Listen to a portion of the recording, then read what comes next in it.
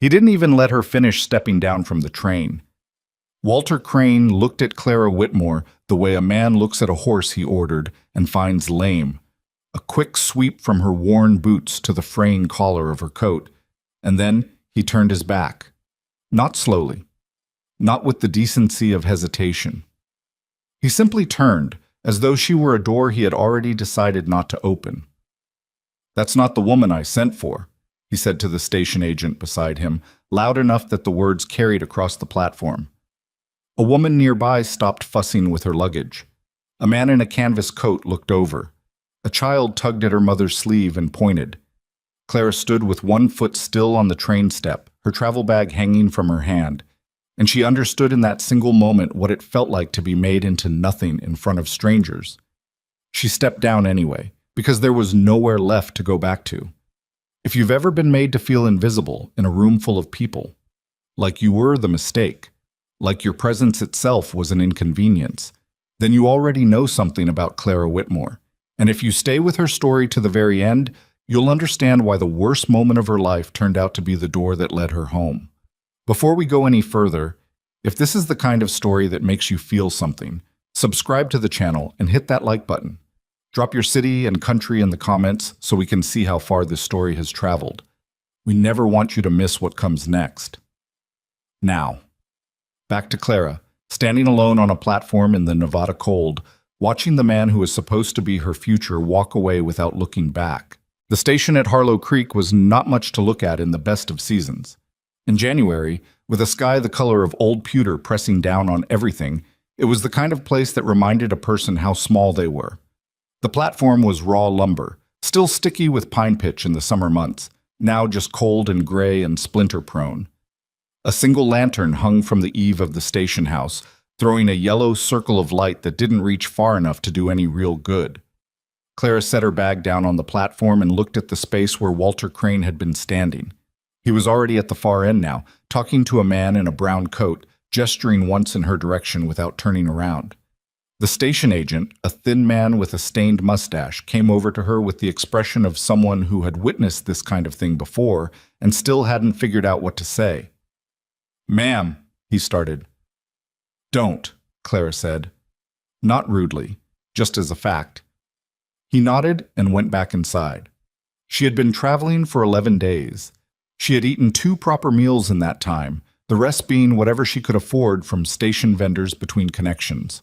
A hard roll in Ohio, a cup of broth that was mostly hot water in Colorado, a handful of dried apricots from a woman on the train who had taken pity on her and asked no questions. Her dress had been washed once, in a washroom in Kansas City, and it had dried on her body over the following hours because she had nothing else to change into. She had a second dress in the bag at her feet, neatly folded, the better of the two, which she had been saving for the moment of arrival. She had not put it on.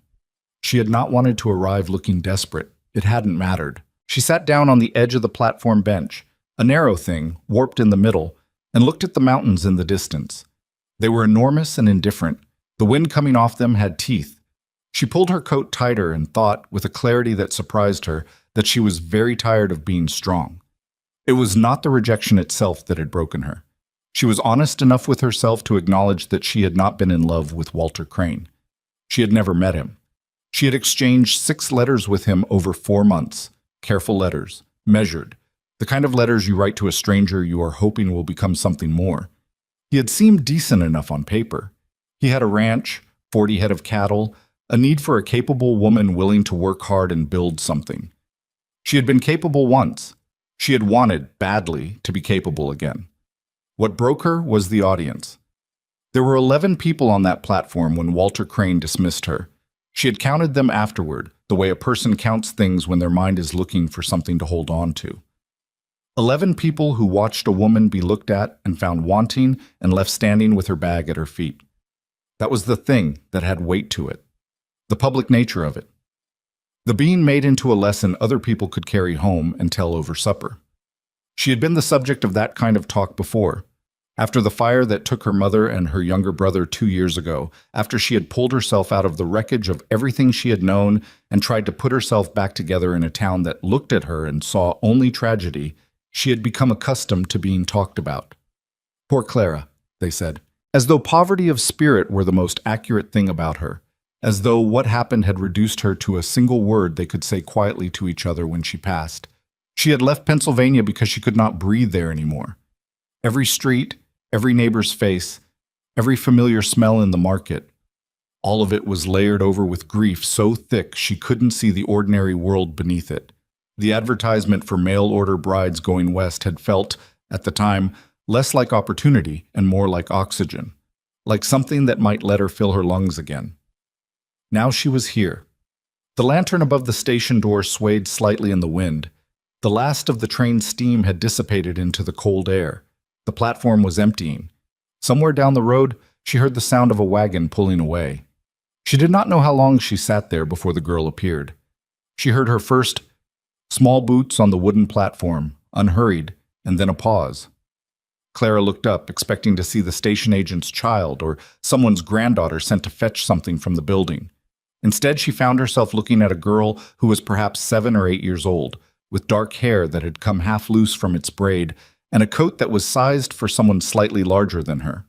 The girl was looking at Clara with the direct, uncomplicated attention that children have before someone teaches them it's rude to stare. "You look cold," the girl said. "I am cold," Clara said. The girl considered this. "The bench has a crack in it," she said, pointing to the split in the wood beside Clara's leg. "Papa says it's been like that for 2 years, and nobody fixed it." "Your papa is right." The girl sat down on the bench on the other side of the crack, with the easy familiarity of someone who had never learned to be cautious around strangers. Up close, Clara could see that her eyes were dark brown and very serious, and that she had the face of a child who had spent time with sadness and was not particularly frightened of it. "I have a book," the girl said, producing it from inside her coat. It was a small thing, a collection of illustrated fairy stories, its cover scuffed and its spine repaired with a strip of cloth. "I can't read very much of it myself. Can you read?" Clara looked at the book, then at the girl. "What's your name?" she asked. "Lily Carter." A pause. "What's yours?" "Clara." Lily held the book out. "Can you read me a story?" It was such a small thing, such an ordinary, human, uncomplicated thing. And Clara found, to her own quiet shame, that it nearly undid her completely. That a child asking her to read a story was almost more than she could hold without breaking. She pressed her lips together and breathed carefully through her nose and took the book. "Which one?" she said when she trusted her voice again. Lily leaned over and pointed to a page near the middle. "That one. Papa skips over the hard words." "I won't skip the hard words." "Good," Lily said. "I like the hard words." Clara opened the book and started to read. She didn't know then that the reading would matter. She didn't think about it in terms of significance or turning points. She was just a cold, exhausted woman on a broken bench, reading to a child who had materialized out of nowhere, because it was something she could do. Because it was one small thing that did not require her to explain herself, or defend herself, or perform gratitude, or absorb pity. She had been a schoolteacher before. In a one-room schoolhouse outside of a small town in western Pennsylvania, she had spent 4 years reading to children, grading their compositions, teaching them that letters could be assembled into words, and words into ideas, and ideas into the beginnings of a life. She had loved that work with a steadiness she hadn't fully appreciated until it was gone. The fire had taken that too, in a way. Not the schoolhouse. That had continued without her, but she had not been able to go back. Not with everything the town saw when they looked at her. So she read. She read clearly and slowly, giving the hard words their proper shape, and Lily sat close beside her and listened with the focused attention of a child who takes stories seriously. The wind was building. The cold was settling deeper. Clara kept reading. She was 3 pages in when she heard the boots. Not small boots this time. Heavy, deliberate, the walk of a man covering ground with purpose. She looked up and saw a figure coming from the direction of the stable, a man in his mid-30s, broad through the shoulders, with the look of someone who worked outdoors in all seasons and had stopped arguing with the weather. He had dark eyes under the brim of a weathered hat, and those eyes were moving between Lily and Clara with an expression that was not quite suspicion and not quite anything else she could immediately name. "Lily," he said when he reached the edge of the platform. Papa, Lily said, not looking up from the book. She reads the hard words. The man, Clara understood this was Ethan Carter, Lily's father, whoever he was, looked at Clara with that same unreadable expression. She looked back. She was too tired for anything more complicated than direct. My name is Clara Whitmore, she said. I came in on the afternoon train. I'm not going to cause trouble, and I'll move along as soon as I've figured out where along is. Something shifted in his face. Not warmth exactly, more like recognition of something he hadn't expected to find. You're the woman Crane sent for, he said. It wasn't a question. In a town the size of Harlow Creek, she supposed, word moved faster than she did. I was, she said. He's changed his mind. Ethan looked at her for a long moment. Then he looked at Lily, who had finally looked up from the book with the expression of someone following a situation with close and careful interest. Storm's coming, he said to no one in particular. He looked back at Clara. Where are you planning to sleep tonight? I don't have a plan for that yet, she said honestly. He took the hat off and ran a hand through his hair and put it back on. There's no hotel. There's a boarding house, but Maud Tilson doesn't take in women traveling alone. She has a policy about it. He said the word policy the way people say a word they've been told to respect, but find privately idiotic. I see.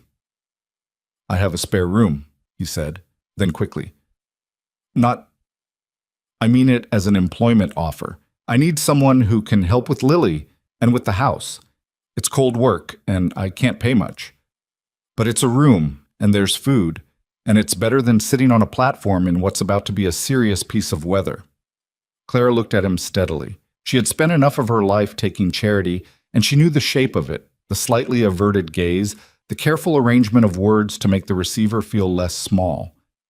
This didn't feel like that. He was looking directly at her, and his voice was level, and there was nothing in his manner that suggested he felt she owed him anything for the offer. I can cook, she said. I can clean.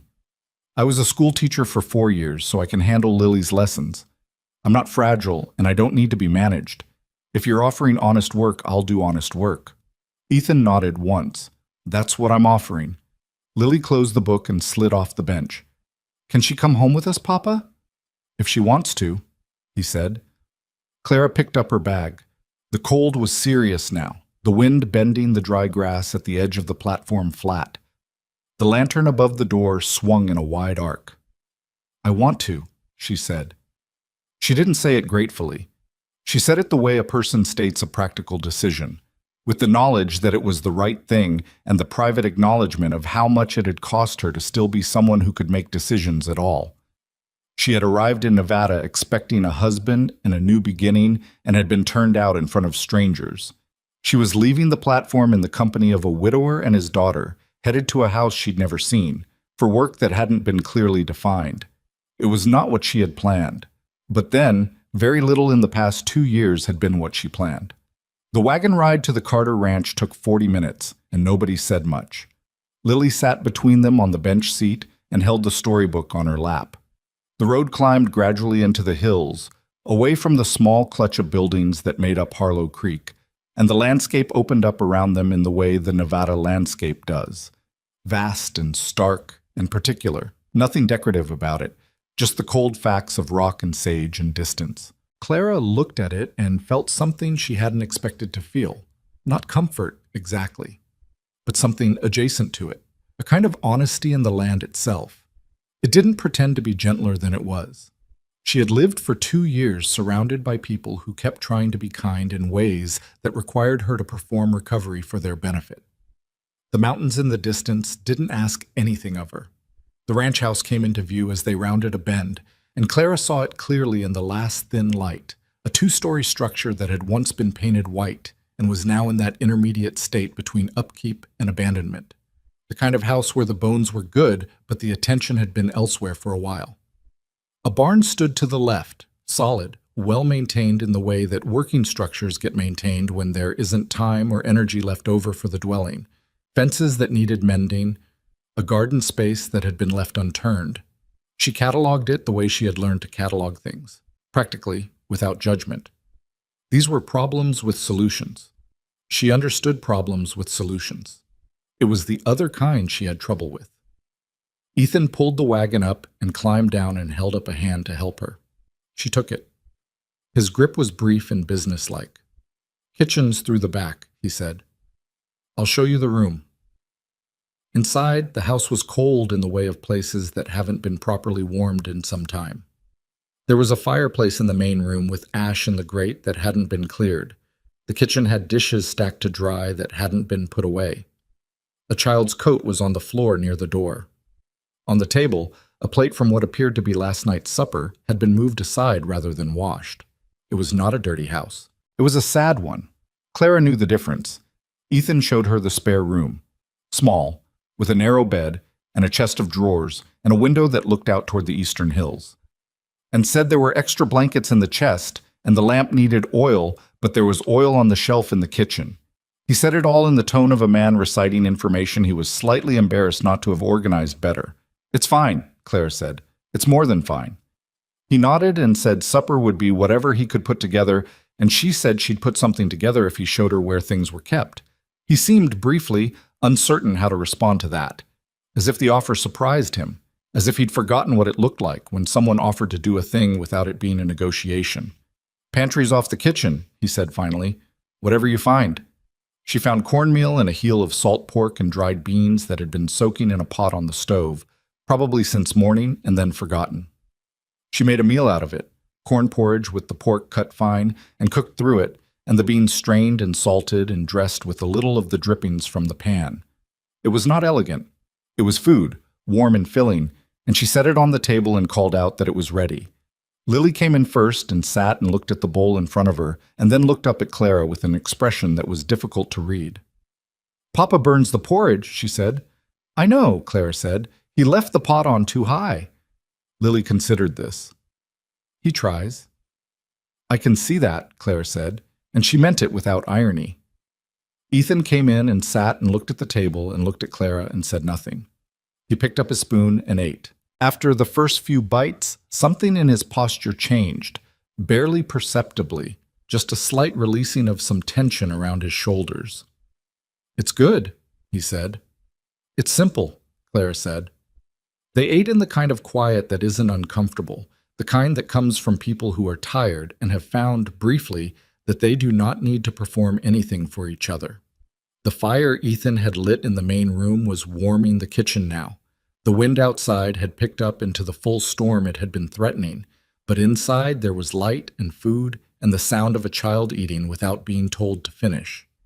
Clara looked at the table and the two people at it and thought, without letting herself attach too much to the thought, that it had been a very long time since she had sat somewhere that felt like it was held together by people rather than by expectations. She washed the dishes after supper.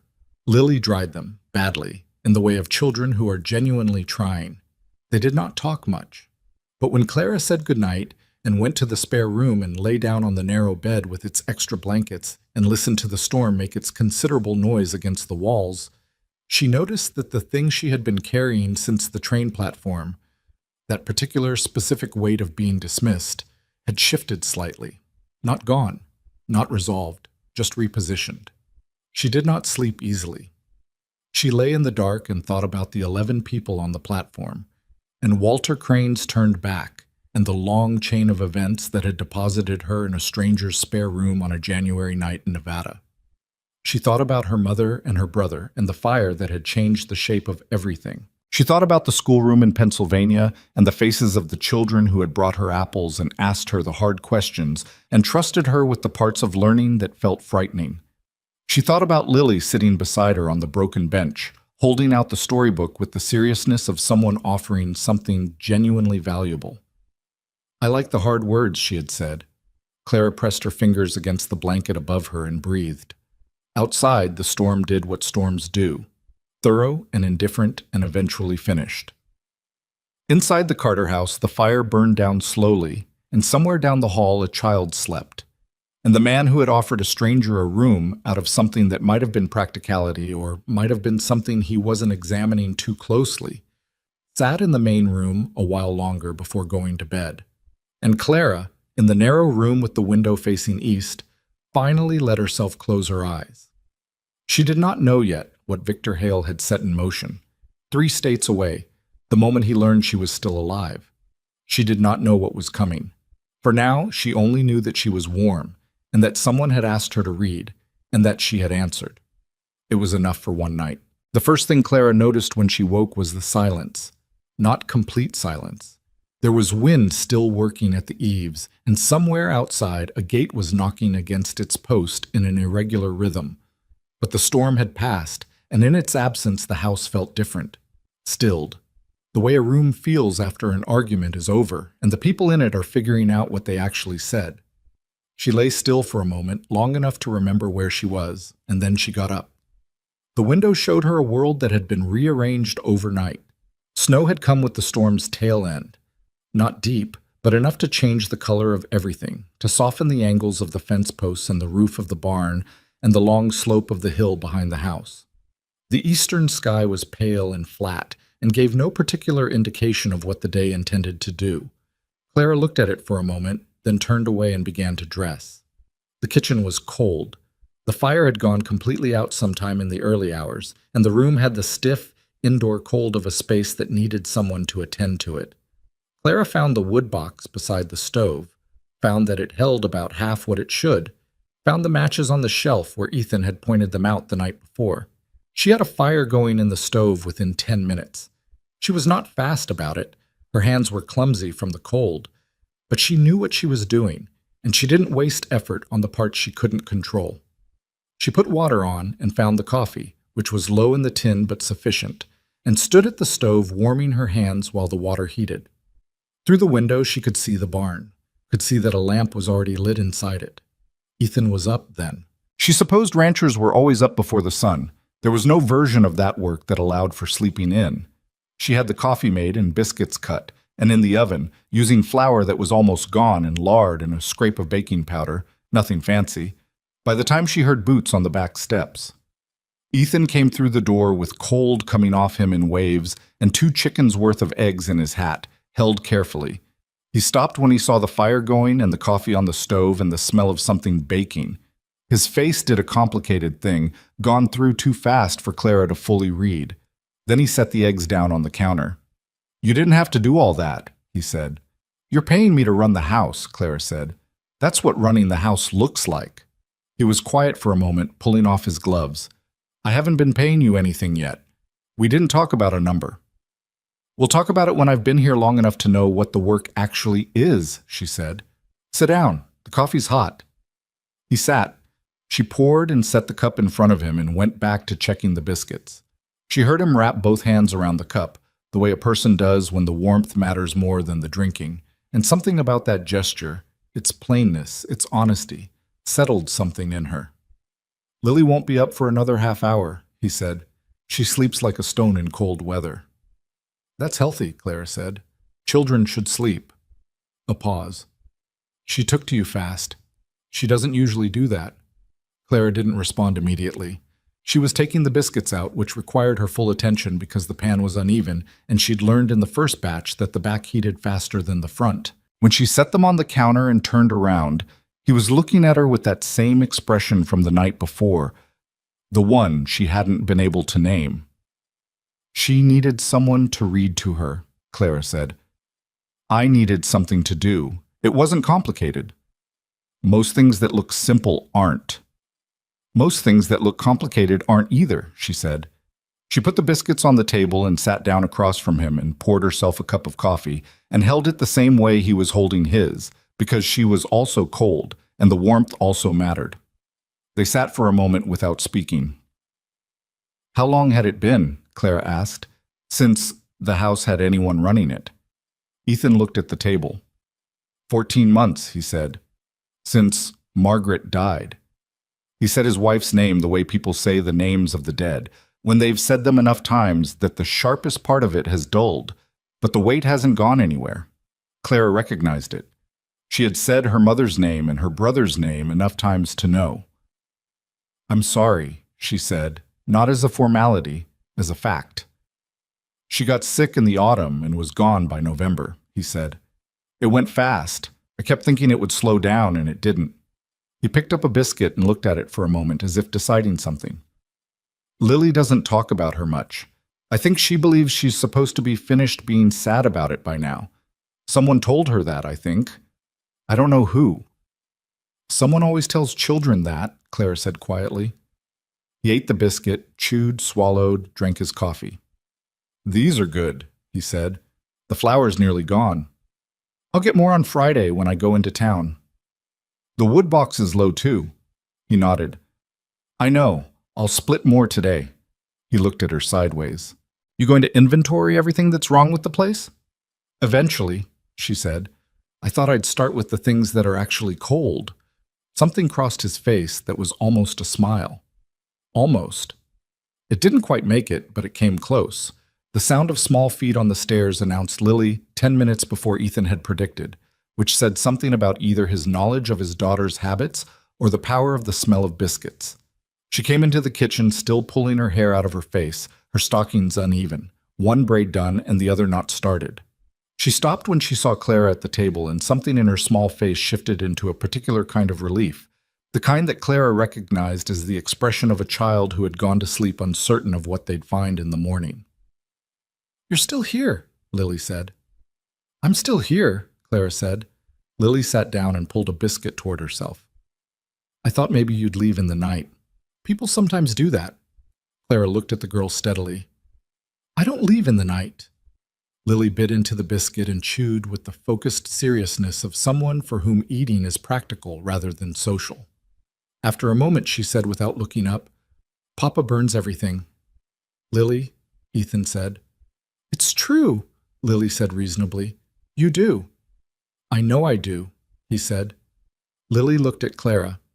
"Can you teach me to make biscuits so I can make them when you're not here?"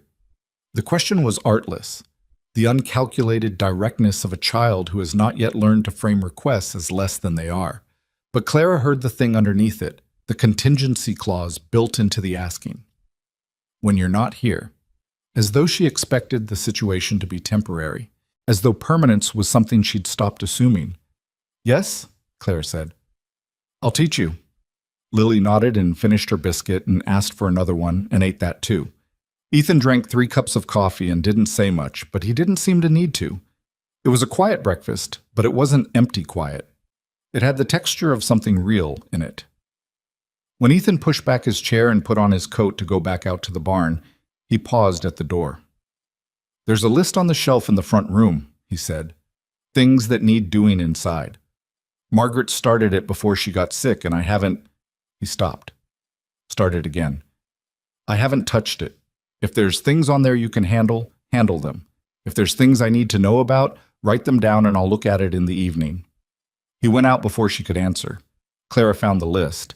It was written in a hand that was nothing like Ethan's.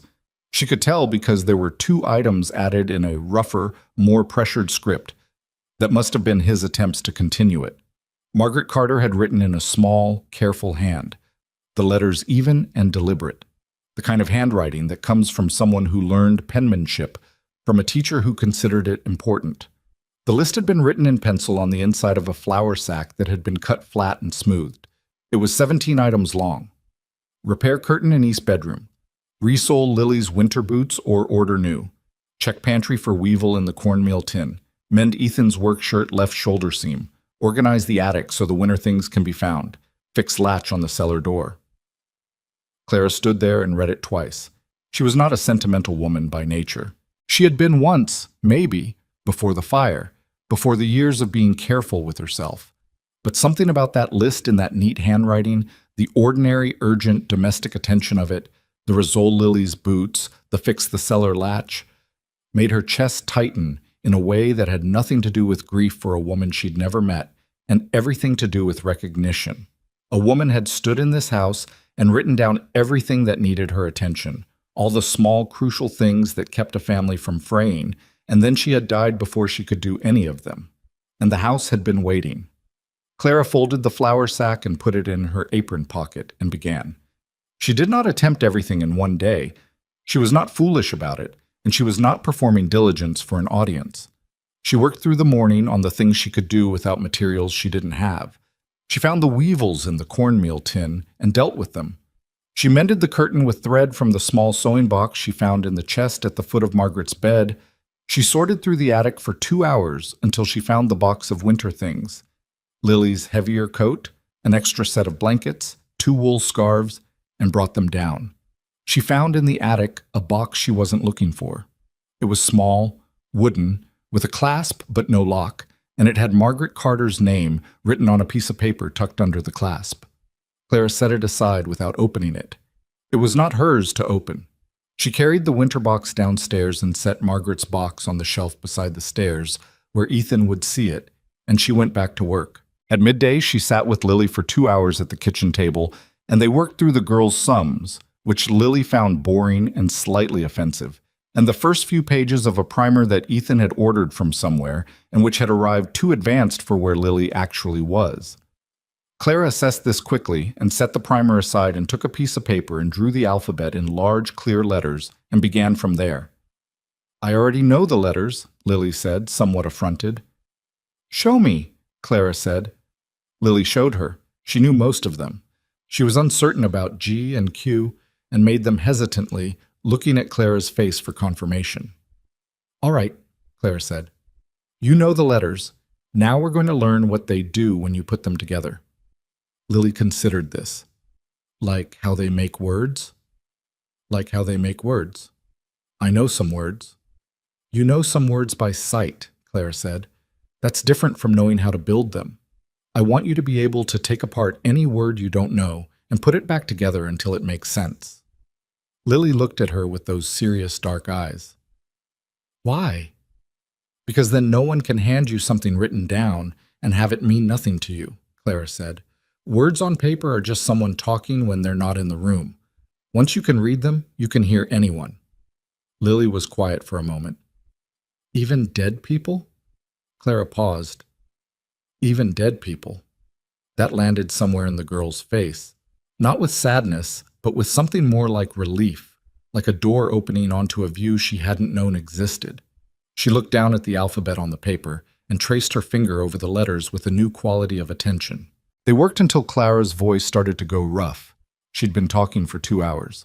And then she called it finished for the day and told Lily to go outside for a while before supper, because children needed cold air and movement whether they thought they did or not.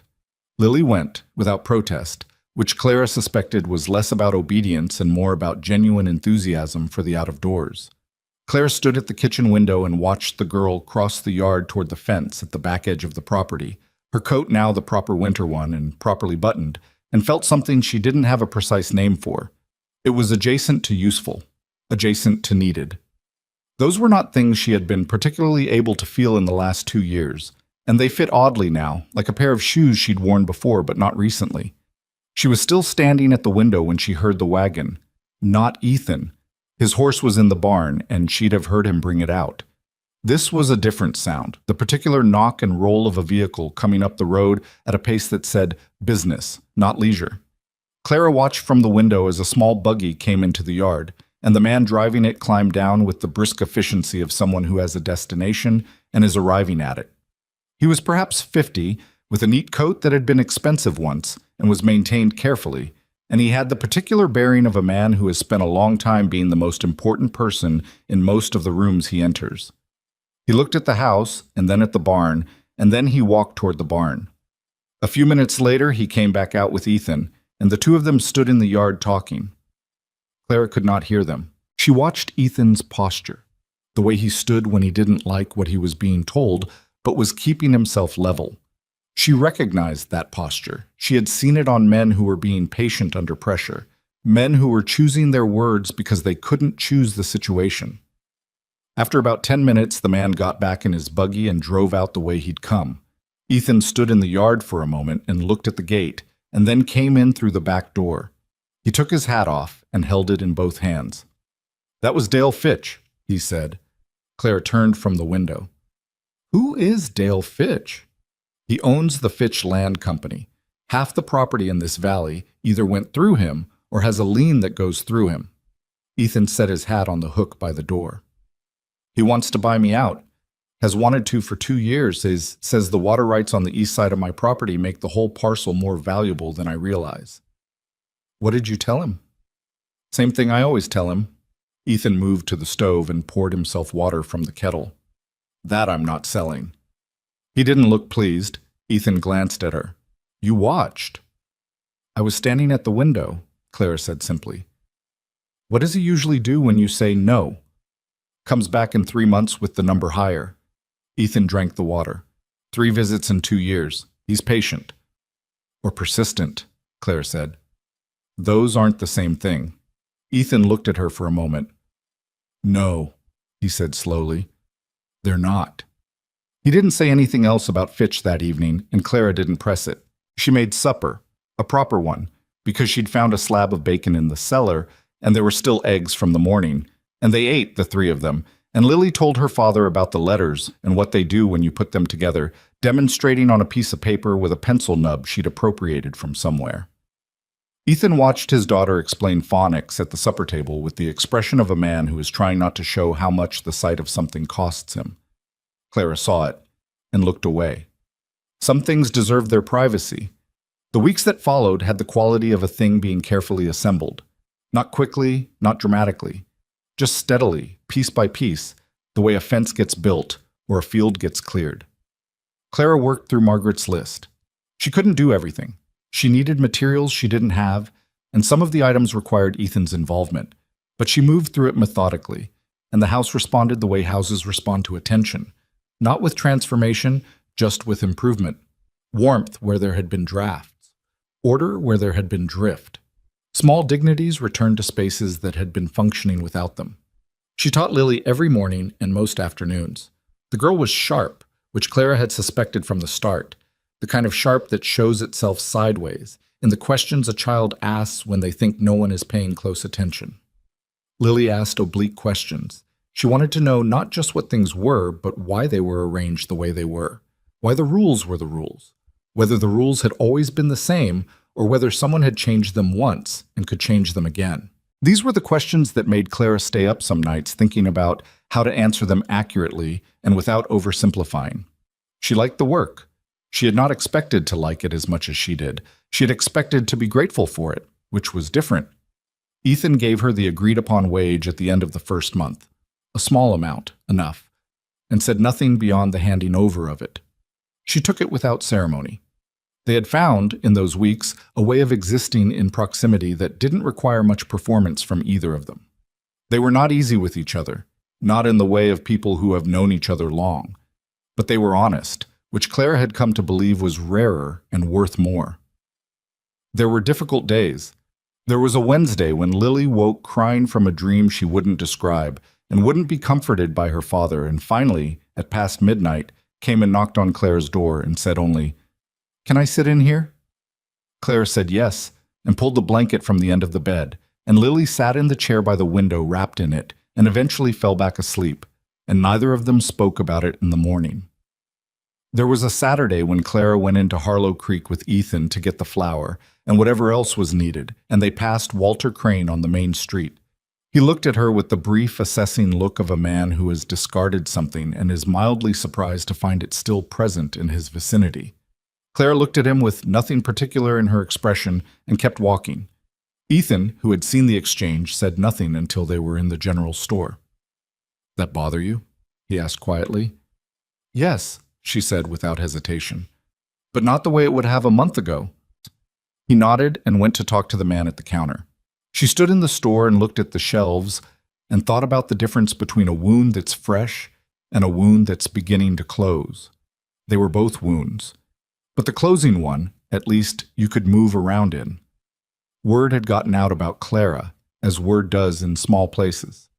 She was Ethan Carter's housekeeper, some people said. She was the woman Crane threw over, said others, with the particular relish people reserve for someone else's misfortune. She was the woman teaching the Carter girl to read, said a few, and these ones said it differently. With a kind of cautious respect, the kind that frontier people extend to work they recognize as necessary. One Sunday, a woman named Ruth Hadley came to the ranch. She was perhaps 60, wide across the middle, with the directness of someone who had long since stopped spending energy on social cushioning. She had brought a jar of preserved peaches. "I brought these for the girl," she said to Clara at the door. "I heard you're teaching her." "I am," Clara said. "Her mother used to bring eggs to my place when my husband was sick," Ruth said. "I never got around to doing something in return. I'm late, I know. But here." She held out the jar. "They're good peaches. I put them up in August." Clara took the jar. "Do you want to come in?" "I can't stay," Ruth said, but she didn't move immediately. She looked at Clara with an appraising look that was not unkind. "You're doing all right out here?" "I'm doing well," Clara said. "Crane's a fool," Ruth said plainly. "Always has been. Ordered a woman like he'd order a plow, expected the same level of certainty about what he was getting. He's done it before, and the last woman was smarter than you and took the first stage back to Salt Lake." She paused. "I mean that as a compliment." "I understand," Clara said. Ruth looked at the house and back at Clara. "Ethan Carter is a decent man," she said. "He's been knocked sideways by his grief, but he's decent underneath it. You'd do well to know the difference between a man who's broken and a man who's just been hit hard." Clara held the jar of peaches and looked at the older woman steadily. "I know the difference." Ruth gave a small nod. "Good," she said, and went back to her horse. Clara stood in the doorway a moment after she'd gone and turned the jar in her hands. She looked at the amber color of the peaches through the glass, preserved from August, from the summer past, put up against the winter by someone who had thought ahead and done the work. She thought about the list in Margaret Carter's handwriting. She thought about Lily asking about dead people and letters, and what words can do when you know how to put them together. She went back inside. Ethan was at the table with a ledger and a look on his face that she had come to recognize as the look of a man doing sums he didn't like. He looked up when she came in. "Ruth Hadley," Clara said, setting the peaches on the counter. He looked at the jar. Something crossed his face. "She came by?" "She brought them for Lily, said she owed Margaret." Ethan looked at the jar for a long moment. "She's a good woman, Ruth." "I liked her," Clara said honestly. He looked back at the ledger and then closed it in the way of a man who has looked at something long enough. "I wanted to ask you something," he said. Clara sat down at the table. "All right." "You were a school teacher," he said, "back in Pennsylvania." 4 years. Why'd you stop? Before all of it, what made you decide to come west as a... He stopped, recalibrating his words. "It's your business. I'm not trying to pry." "It's not prying," Clara said. "I stopped because everything that was familiar became unbearable. I thought distance would fix it. I'm not sure distance fixes anything, but sometimes it gives you enough room to breathe until you can fix it yourself." He turned his coffee cup in his hands. "That's honest." "I'm generally honest," she said. "It's less work than the alternative." He almost smiled again. It almost made it. "I wanted to ask if you're willing to take on more with Lily's schooling. There's a school in Harlow Creek, but the teacher left in October and they haven't replaced him. Some families are sending their children to Prescott, which is 40 miles. Others are just not sending them." He paused. "Lily should have more than what I can give her. I know that. I just didn't know how to get it until you were here." Clara looked at him. "You want me to formally take on her education?" "More systematically, yes. I'll pay you additionally for the time." "You're already paying me," she said. "It's more work." "It's work I'm doing anyway." He was quiet for a moment. "Then let me pay you more anyway, Sec," he said with a stubbornness that was so genuine it almost made her smile. "Let me do that." She looked at him across the table. "Say, this man who was not broken, just hit hard, as Ruth had said, who put logs on the fire at 6 in the morning and kept his daughter's coat properly buttoned and did his sums in a ledger with the expression of someone who intended to keep his land, no matter what Dale Fitch offered for it." "All right," she said. "You can pay me more." He nodded once. The matter was settled. That night, after Lily was in bed and the house was quiet, Clara sat at the kitchen table with a piece of paper and wrote a letter. Not to anyone specific. She had almost no one left to write to. She wrote it to herself the way she had sometimes done in the bad months after the fire, as a way of taking account. "I have been in Nevada 5 weeks," she wrote. "I have not been warm enough, but I have been warm. I have been lonely in the old way, the way I carry with me. but I have not been alone. The girl is good and sharp and sad in the way of children who have learned too early that things end. The man is quiet and honest and doing his best with the parts of his life that are still working. She stopped there, looked at what she'd written, then added, I think I might be all right here. I am trying not to say that too loudly yet. She folded the paper and put it in the pocket of her dress. Outside, the Nevada dark was absolute and cold and enormous. The lamp on the table made its small circle of light. She was sitting in it, and for now, that was enough. What she didn't know, what she couldn't have known, was that 3 days earlier, in a town called Reno, a man had stepped off a train and made an inquiry at the station about a woman named Clara Whitmore, and the station agent had said yes, he thought he'd seen a woman by that name. And the man had thanked him and smiled the particular smile of someone who has been looking for something for a very long time and has just been told it is near. His name was Victor Hale, and the thing he had spent 2 years looking for was Clara. He came on a Tuesday, which was laundry day, which meant Clara was in the yard when she first saw him. She had her arms in the wash basin and her back to the road when she heard the sound of a horse coming up the drive at the unhurried pace of someone who is not lost and not in a hurry and has no reason to be either. She straightened and turned, wiping her hands on her apron, and saw the man on the gray horse and felt something happen in her chest that she could not immediately name. She named it 3 seconds later when he got close enough for her to see his face. It was a physical thing, the recognition, not just mental. Her body knew him before her mind had fully assembled the information, the way a body knows heat before it decides to move away from it. Her hand stopped moving against the apron fabric. Her breathing went shallow without her telling it to. Every instinct she had, every animal thing underneath the thinking, said, "This is the thing that has been hunting you." Victor Hale had not changed much in 2 years. He was 43, perhaps 44 now, with a face that had always been arranged pleasantly enough to pass as trustworthy at a first meeting and a second and sometimes a third. He was well dressed for a man arriving at a working ranch, a good wool coat, clean boots, his hat the kind that costs what a laborer makes in a week. He smiled as he approached, and the smile was the same one she remembered, wide and deliberate, and reaching no further than his mouth. "Clara," he said, pulling up the horse. "I've been looking for you." She said nothing. 2 years, he said, in the tone of a man remarking on an inconvenience rather than a search. That's a long time to travel. He looked at the wash basin and the clothesline and the house behind her. "You've done well for yourself out here.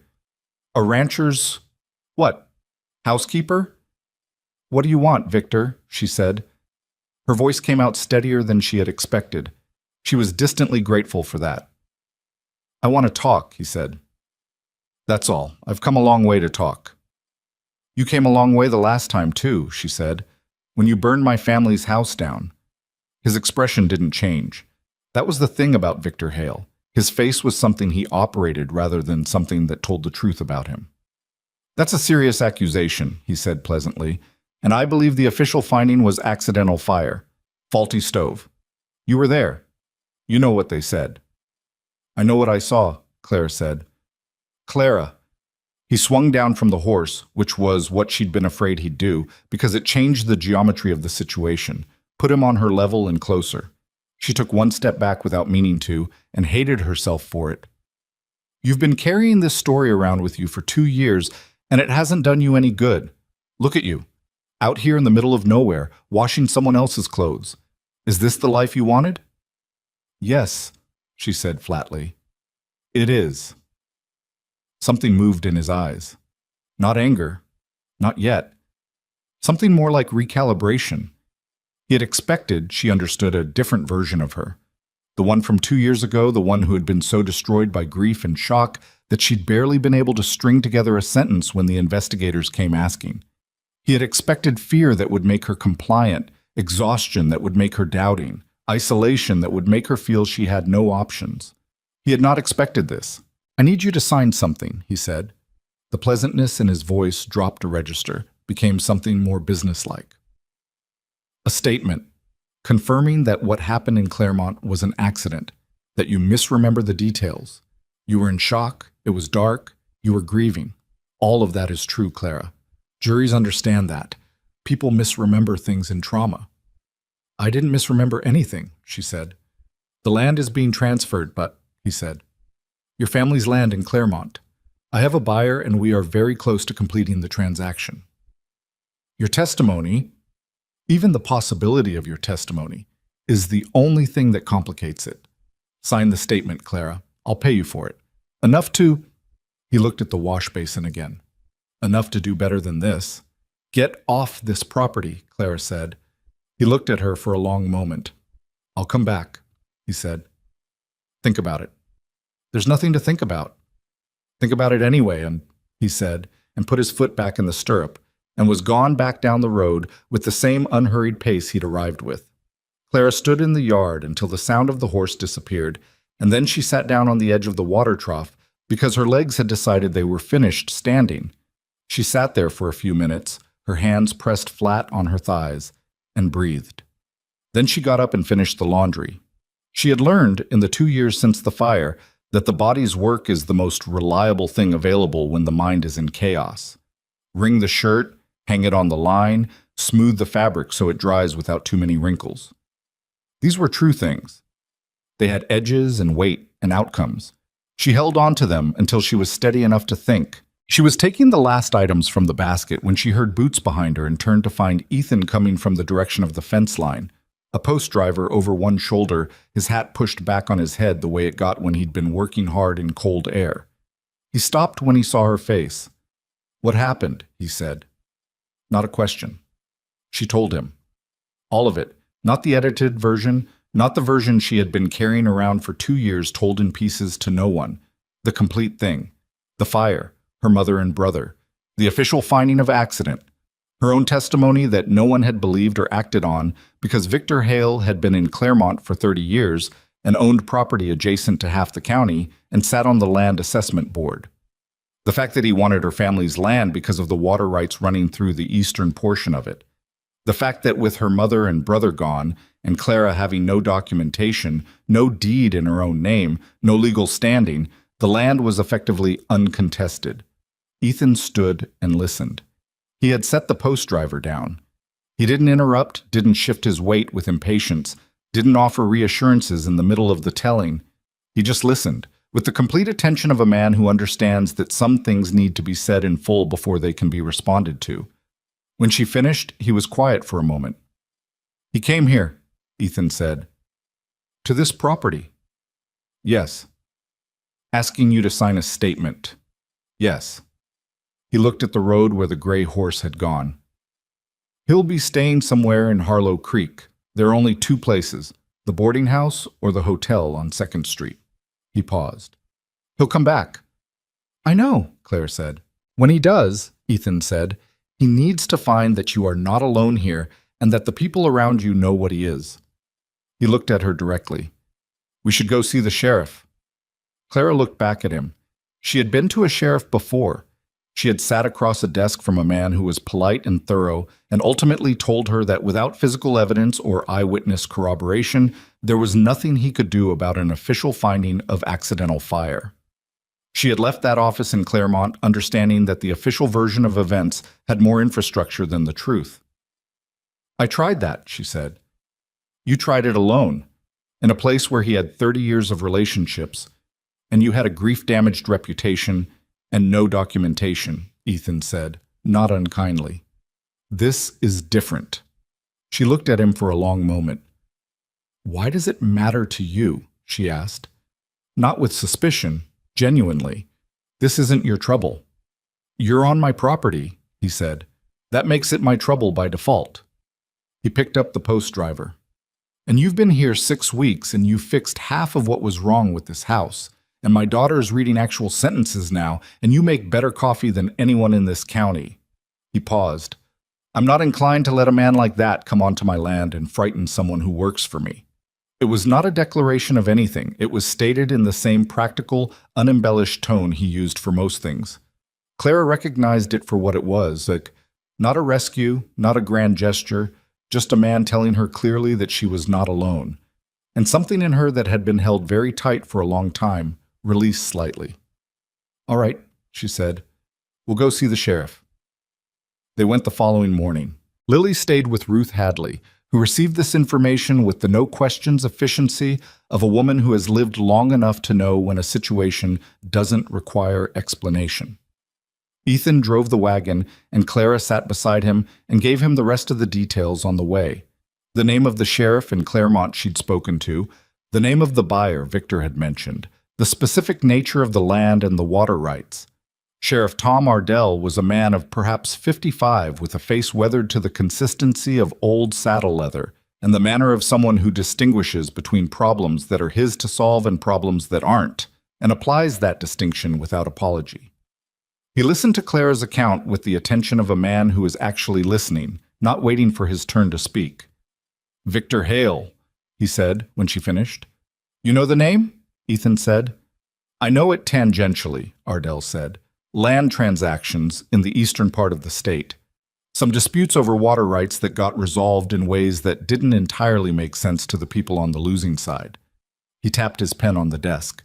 "Nothing I can act on based on what happened in Pennsylvania. That's outside my jurisdiction, and there's an official finding on record." "I know," Claire said. "What I can act on," he said, "is a man coming onto private property in my county and pressuring someone to sign a legal document." He looked at her steadily. "He threatened you?" "He implied consequences if I didn't sign," Clara said. "He didn't make a direct threat. He's too careful for that." Ardell nodded slowly. "Careful men make mistakes when they're close to something they want badly enough." He set the pen down. "I'm not going to tell you I can solve what happened in Pennsylvania, Miss Whitmore. I can't. But I can make it known that you have people in this county who are paying attention, and that anyone who comes here looking to intimidate witnesses is going to find that harder than they anticipated." He looked at Ethan. "This is your ranch she's staying at?" "It is," Ethan said. "All right," Ardell said. "You see this man again? You come directly to me. Don't engage, don't negotiate, come straight here." They drove back to the ranch in the gray afternoon light. Clara looked at the landscape moving past her, the dry hills, the sage, the occasional dark shape of a hawk working the updrafts, and thought about the difference between being believed and having someone willing to act. She had been believed before. She had been told she was right, that the fire was suspicious, that Victor Hale was not what he appeared. She had been believed by 3 different people at different times, and none of them had done anything with it. Ardell might not either. She knew that. But he had used the word witnesses, plural, and that was something. Victor Hale did not come back that week, or the week after. Clara watched the road and taught Lily and made meals and mended things and split firewood on the afternoons when Ethan was at the back of the property and she had time and the axe was available. She split wood badly at first. Her aim was off and she wasted effort. And then with improving accuracy, because she was stubborn about learning things and unwilling to stop until she understood them. Lily found her at it one afternoon and stood watching with her arms crossed. "Papa says women don't usually split wood," Lily said. "Papa splits wood better than I do," Clara said, bringing the axe down. The log split clean. "But I'm here, and he's not, so—" Lily watched for another minute. "Can I try?" "When you're older?" "You always say that." "Because it's always true," Clara said. She was sharpening the axe on the stone outside the barn when Ruth Hadley came by unannounced on a Thursday evening, which was unusual enough to mean something. Ruth came in and sat at the kitchen table and accepted coffee and was quiet for a moment in the way of someone assembling information in the right order. "There's a man staying at the hotel," she said. "Came in last week. Victor Hale. He's been talking to people." Clara set her cup down. "He's been asking questions about Ethan's property," Ruth said, "about the water rights on the east side, and about you." She looked at Clara without any cushioning in her expression. "He told Gus Mercer at the feed store that you're his fiancée, that you had some kind of breakdown after a family tragedy, and that he's come to bring you home." The room was very quiet. "He said that," Clara said. "Word for word, near as Gus could remember it." Ruth watched her carefully. "Now, Gus isn't a clever man, but he's not a malicious one. He came and told me because he knows I know you, and he thought something felt wrong about the telling." Clara stood up and walked to the window and looked at the yard. It was almost dark, the last of the daylight going thin at the edges of the hills. Inside, the lamp made its circle and the fire ticked in the stove. He was building a narrative. That was what he was doing. If she went to the authorities again with accusations, he now had a counterstory ready. Grieving woman, unstable, making claims that her concerned fiancé had come to help her see past.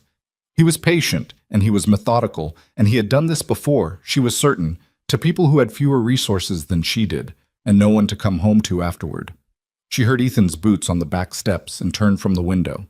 He came in, read the room in the way he had of reading rooms, and looked at Ruth. "Tell me," he said. Ruth told him. Ethan sat down slowly. He looked at the table for a moment. When he looked up, his expression was not angry in the way of a man who has been offended. It was something more deliberate than anger, something that had taken the anger and compressed it into something more useful. "He's calling himself her fiancé," he said. "Yes," Ruth said, "and asking about the water rights." "Yes." Ethan was quiet for a moment. "Dale Fitch has been after those water rights for 2 years, he said. "He's offered 3 times. I've turned him down 3 times. He looked at Clara. "Hale said there's a buyer for your family's land. Is it possible the buyer and Fitch are connected?" Clara looked at him. She hadn't made that connection, and the moment he said it, she understood why she should have. "The land in Claremont has a creek running through the eastern portion," she said slowly. "My father always said it was the most valuable part of the property, which is why he never sold it, even when times were hard. Victor wanted it because of the water access. If Fitch is trying to consolidate water rights across this part of the state, then Hale and Fitch might be working the same scheme in different places," Ethan said. The 3 of them sat with that for a moment. "I need to write to someone in Claremont," Claire said. "There was a man, an attorney named Herschel Briggs. He told me he believed me, but said without documentation he couldn't bring a case. He might know if Hale and Fitch have any recorded connection." "Write the letter tonight," Ethan said. "I'll take it to town first thing." Ruth finished her coffee and stood. "I'll keep my ears open," she said. "Gus isn't the only person Hale's been talking to. Small towns talk back." She left, and the house felt quieter without her, but not empty. Clara sat at the table and wrote the letter to Herschel Briggs in Claremont, Pennsylvania, and wrote it carefully, the way she had written her letters to Walter Crane, measured, precise, keeping the emotion out of the sentences so the information could be clearly seen. She told him where she was and why. She told him about Victor Hale's arrival and the statement he wanted her to sign, and the name Dale Fitch and the water rights. She asked him if he had any documentation of connection between Hale and Fitch or any record of Hale's land transactions in Nevada, to send it as quickly as he could. She sealed the letter and set it by the door. Ethan was still at the table when she came back to put the lamp out. He had the ledger open but wasn't writing in it. "You should have told me sooner," he said, "about Hale. Before he showed up." Clara looked at him. "I thought he might not find me." "You knew he would eventually." "Yes," she said quietly. "I knew." He closed the ledger. "Why didn't you tell me?" She considered the honest answer, which was complicated, and decided he deserved the complication. "Because I've spent 2 years being someone other people felt sorry for," she said, "and I wanted one place where I was just the person I actually am, without the story following me. Without someone looking at me and seeing the woman with the dead family and the man who burned them out." She paused. "Once you know the story, it's all you see." Ethan looked at her steadily. "I see you working from before sunup," he said. "I see you teaching my daughter things that are going to matter to her for the rest of her life. I see you splitting wood badly, but improving." The corner of his mouth moved. "The story's not all I'd see." Clara looked at him for a moment. "Get some sleep," he said, not unkindly. "We'll deal with what comes." She went to bed and lay in the dark and listened to the house settle around her. The wind was low tonight, just present enough to be audible. Somewhere in the hills, an animal called and was silent. She thought about Margaret Carter's list in her neat handwriting, and Lily asking about dead people and words, and Ethan saying the story's not all I'd see, and she held all of it carefully, the way you hold things that are not yet finished being what they are. She had almost fallen asleep when she heard the horse. Not a wagon, a single horse, moving at a walk and then stopping. In the yard. She was at the window in seconds. The night was clear, a 3/4 moon giving enough light to see by, and in the yard below she could see the gray horse, and on it, Victor Hale. He wasn't moving toward the house. He was just sitting there, in the yard, in the dark, looking at it. She watched him, and he sat there for perhaps 2 minutes, which is a very long time when you are watching someone you are frightened of do something that has no clear interpretation. Then he turned the horse and walked it back down the road. Clara stood at the window long after the sound of hoofbeats had gone. She understood now what that was. It was not an accident, and it was not coincidence. It was a message, delivered without words. I know where you are. I know where you sleep. I can come at any time. She dressed in the dark and went down the stairs and knocked on Ethan's door. He opened it quickly, which meant he had not been fully asleep. Hale was in the yard, she said, just now. He sat there for a few minutes and left. Ethan was quiet for exactly 1 second. Then he reached for his coat hanging by the door. I'm going to sleep downstairs, he said, on the settee, with the rifle. You don't have to. I know I don't, he said. He looked at her in the dark hallway with an expression that was not dramatic and not complicated. Go back to bed, Clara. She went back to bed. She lay there and listened to the sounds of the house and the night, and after a while she heard Ethan settling on the settee downstairs, and the specific quality of the silence changed. It became the silence of a house that has someone awake and watching in it, rather than the silence of a house that is simply waiting. She did not sleep easily, but she slept. 3 days passed without incident, and then 4. Ethan went to town on Friday for supplies and came back with word that Hale was still at the hotel and had been seen twice in conversation with Dale Fitch, which confirmed what they had suspected and made it worse at the same time, because now it wasn't a theory. Clara received a reply from Herschel Briggs faster than she had any right to expect. He had written back by return post, which meant he had been waiting for something like this. The letter was 4 pages long and contained 2 critical pieces of information. First, that Victor Hale had filed a deed transfer claim on her family's Claremont property 3 months after the fire, and while it was being contested by a distant cousin who had some documentation, it was proceeding through the courts slowly. And second, that Briggs had found recorded correspondence between Hale and a land development company incorporated in Nevada under a different name, but the company's registered agent was Dale Fitch. There it is, Ethan said, reading the letter at the kitchen table. It's civil documentation, Clara said, not criminal. Briggs says it doesn't prove the fire, it just proves they have a business relationship. It's enough to take to Ardell, Ethan said. They took it to Ardell the following morning. He read the letter and the documentation Briggs had copied and enclosed, and he was quiet for a long while after. This is enough for me to make some inquiries of my own, he said carefully. I can contact the land office and the territorial court in Carson City. I can request documentation on the Fitch Company's transactions in this county. That's within my authority. He paused. What I'd want you to do is stay close to the ranch. Don't give Hale an opportunity to get you somewhere without witnesses. He's already been in my yard at night, Clara said.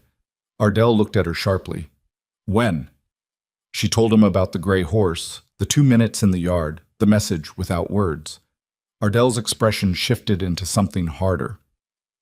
That's intimidation, he said, that I can work with. He stood and put on his hat. I'm going to go have a conversation with Mr. Hale. They drove back to the ranch.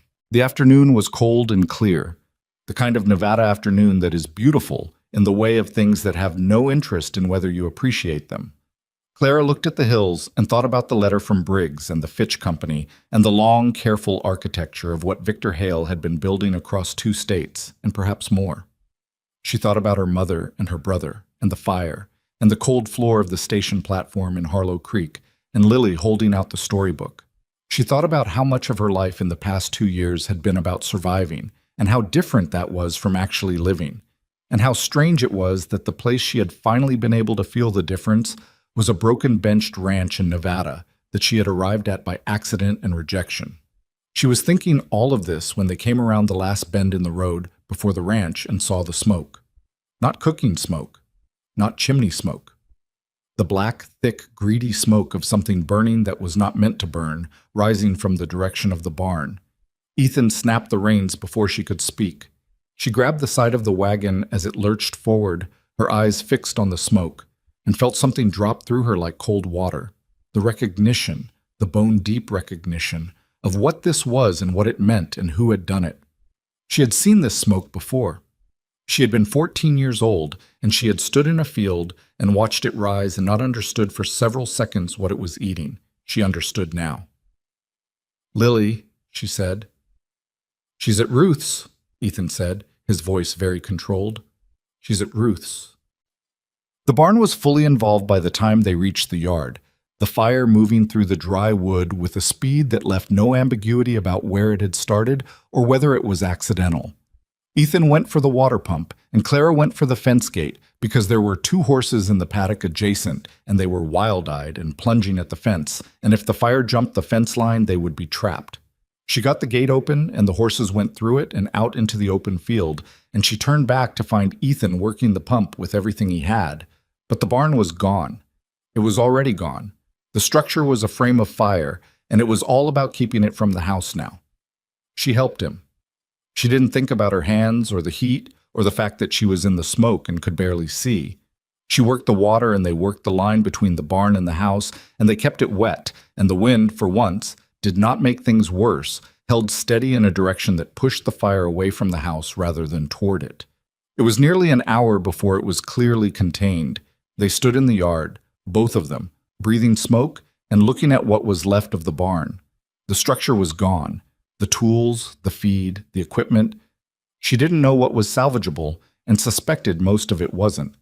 The horses were somewhere in the dark fields. Ethan stood with his hands at his sides and looked at it. Clara stood beside him and looked at it with him. "Same man," she said. "Same man," he said. His voice was very quiet. She had heard voices like that before. The voice of someone who has compressed their anger down to a point small and hard as a stone. A compression that makes the thing more, rather than less dangerous. "Where is he?" Clara said. "I don't know," Ethan said, "but he wants you to run." She looked at the burned-out barn and thought about the train platform and Walter Crane's turn back and the cold and Lily's voice asking if she could read a story and the 6 weeks of meals and lessons and firewood and Ruth's preserved peaches and the letter from Briggs in her pocket, and everything that had been slowly, carefully, imperfectly built in this place. "I'm not running," she said. Ethan turned and looked at her. "I'm done running," she said. He held her gaze for a moment, and in the dark and the smoke and the ruin of the barn that Victor Hale had taken from them, something settled between them.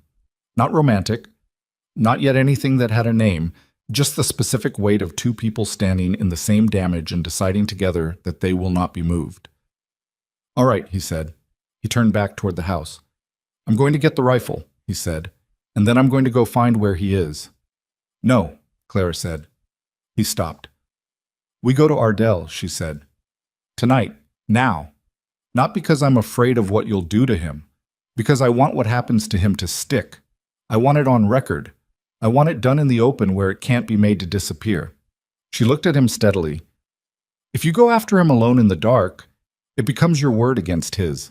He knows how to work that. He's been working it for years." Ethan stood still for a long moment. "We do it right," Claire said. "We do it so it holds." She could see him working through it, the anger and the logic pulling against each other, and she watched him make the decision, not the easy one, not the satisfying one, the right one. "Get in the wagon," he said. The road to Harlow Creek at night was a different thing entirely from the road in daylight. The moonlight flattened everything, turned the sage into dark shapes, and the ruts in the road into shadow lines, and Ethan drove fast but not recklessly, with the focused control of a man who knows the road well enough to trust his hands on it in the dark. Clara sat beside him and held the side of the wagon and did not speak. There was nothing to say that would be useful yet, and she had learned that Ethan Carter did not need words to fill silence, that he was, in fact, one of the few people she had met who understood silence as a thing with its own purpose rather than a problem to be solved. She thought about the barn, about the specific smell of it, which she recognized from 14 years ago and had hoped never to encounter again. Burning wood is burning wood, but a barn has its own particular note, the hay, the feed, the leather of the tack. And her body had cataloged that smell when she was a girl watching her family's house go up, and it had not forgotten. Victor Hale was counting on that. He was counting on the memory being more powerful than the resolve, on her recognizing the signature of what he did and breaking before he had to do anything worse. He had miscalculated.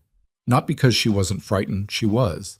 But she had learned something in the past 2 years that Victor Hale, with all his patience and methodology and careful narrative building, had not accounted for. The difference between a person who has nothing to lose and a person who has something worth protecting is not the size of their fear. It is what they do with it. Ardell's office was lit when they pulled up, which meant either he was working late or someone had already reached him. The latter, as it turned out. Ruth Hadley's son-in-law, who lived a half-mile south of the Carter Ranch, had seen the smoke and ridden straight into town. Ardell was in his coat when they came through the door. "The barn," Ethan said. "I know," Ardell said. "Sit down, both of you." "I don't want to sit down," Ethan said. "I know that too," Ardell said. "Sit down anyway." Ethan sat. Clara sat beside him. Ardell poured water from a pitcher on the desk and set it in front of them, and sat down himself and looked at them both with the careful look of a man assembling a sequence. "I went to see Hale this afternoon," he said. "Like I told you I would. He wasn't at the hotel." Clara looked at him. "Checked out this morning," Ardell said. "Before I went. Took his horse and his bags, and the desk clerk said he left a note, but the clerk can't read and threw it out." He paused. "I put word out to the deputy to watch the roads. We didn't catch him going anywhere specific." "He burned the barn," Ethan said. "Almost certainly," Ardell said. "And I want to be able to prove that." He looked at Clara. "When was the last time you saw him?" "The day he came to the ranch," she said. 6 days ago. After that, the night he was in the yard on his horse. I didn't see his face clearly that night." "Could you identify the horse?" "Gray, tall, good conformation, white sock on the left foreleg. It was a good horse, better than most men like him actually ride. It was the kind of horse you buy when you want people to see you arrive." Ardell wrote that down. "Anything else you remember about him from the first visit? Details, specifics? Anything he said about where he was staying before he arrived here? How long he'd been in the area?" Clara thought. "He said he'd been looking for me for 2 years. He said he came a long way. He didn't say where he'd stayed in Reno. He mentioned the land transaction in Claremont. He said they were close to completing it, which means there's a buyer with money already committed. If the transaction is close, he'll want to move quickly. He can't afford for documentation to surface that complicates the deed claim." "Which is why he came now," Ardell said. "The timing." "Yes." Ardell looked at the letter from Briggs, which Clara had brought with her, which she had been carrying in her coat pocket since the morning they'd received it. He read it again, more slowly this time. "The connection between Hale and Fitch's company," he said. "This is recorded in Pennsylvania?" "Briggs says it is. He says he has the correspondence and the incorporation documents showing Fitch as registered agent." "I'm going to wire the Territorial Land Office in Carson City tonight," Ardell said, "and I'm going to wire a colleague of mine in Reno who works with the Federal Land Commissioner's Office. Water rights disputes that cross county and territorial lines are federal jurisdiction if there's evidence of coordinated fraud." He set the letter down. "This isn't just your family's land anymore, Miss Whitmore. If Hale and Fitch have been running this scheme across multiple properties, buying out or burning out landowners to consolidate water access, that's a pattern. Patterns are something federal men get interested in." Clara looked at him. She had not, until that moment, considered that the thing Victor Hale had done to her family might be the same thing he had done before and after, to other people in other places who also had no documentation and no one to stand beside them. It changed the shape of everything. "How long will it take?" Ethan said. "The wires go tonight," Ardell said. "Responses? A few days? Maybe less if my contact in Reno moves fast." He paused. "In the meantime, Hale is somewhere in this county, and he's dangerous. I want you both to be careful about where you go alone." He looked at Ethan. "Is the house secure?" "More secure than the barn was," Ethan said, and there was something in his voice that was dry without being humorous. Ardell nodded. "Go home. I'll come to you when I hear something." They drove back in the same silence, but it was a different silence from the one going in. On the way to town, the silence had been about anger held under pressure. On the way back, it was about waiting, which is its own kind of difficult. The barn was still showing a faint glow against the dark sky when they came over the last rise. Embers, not flame. the fire having eaten everything it could find. In the east field, Clara could make out the pale shapes of the horses standing together at the far fence line.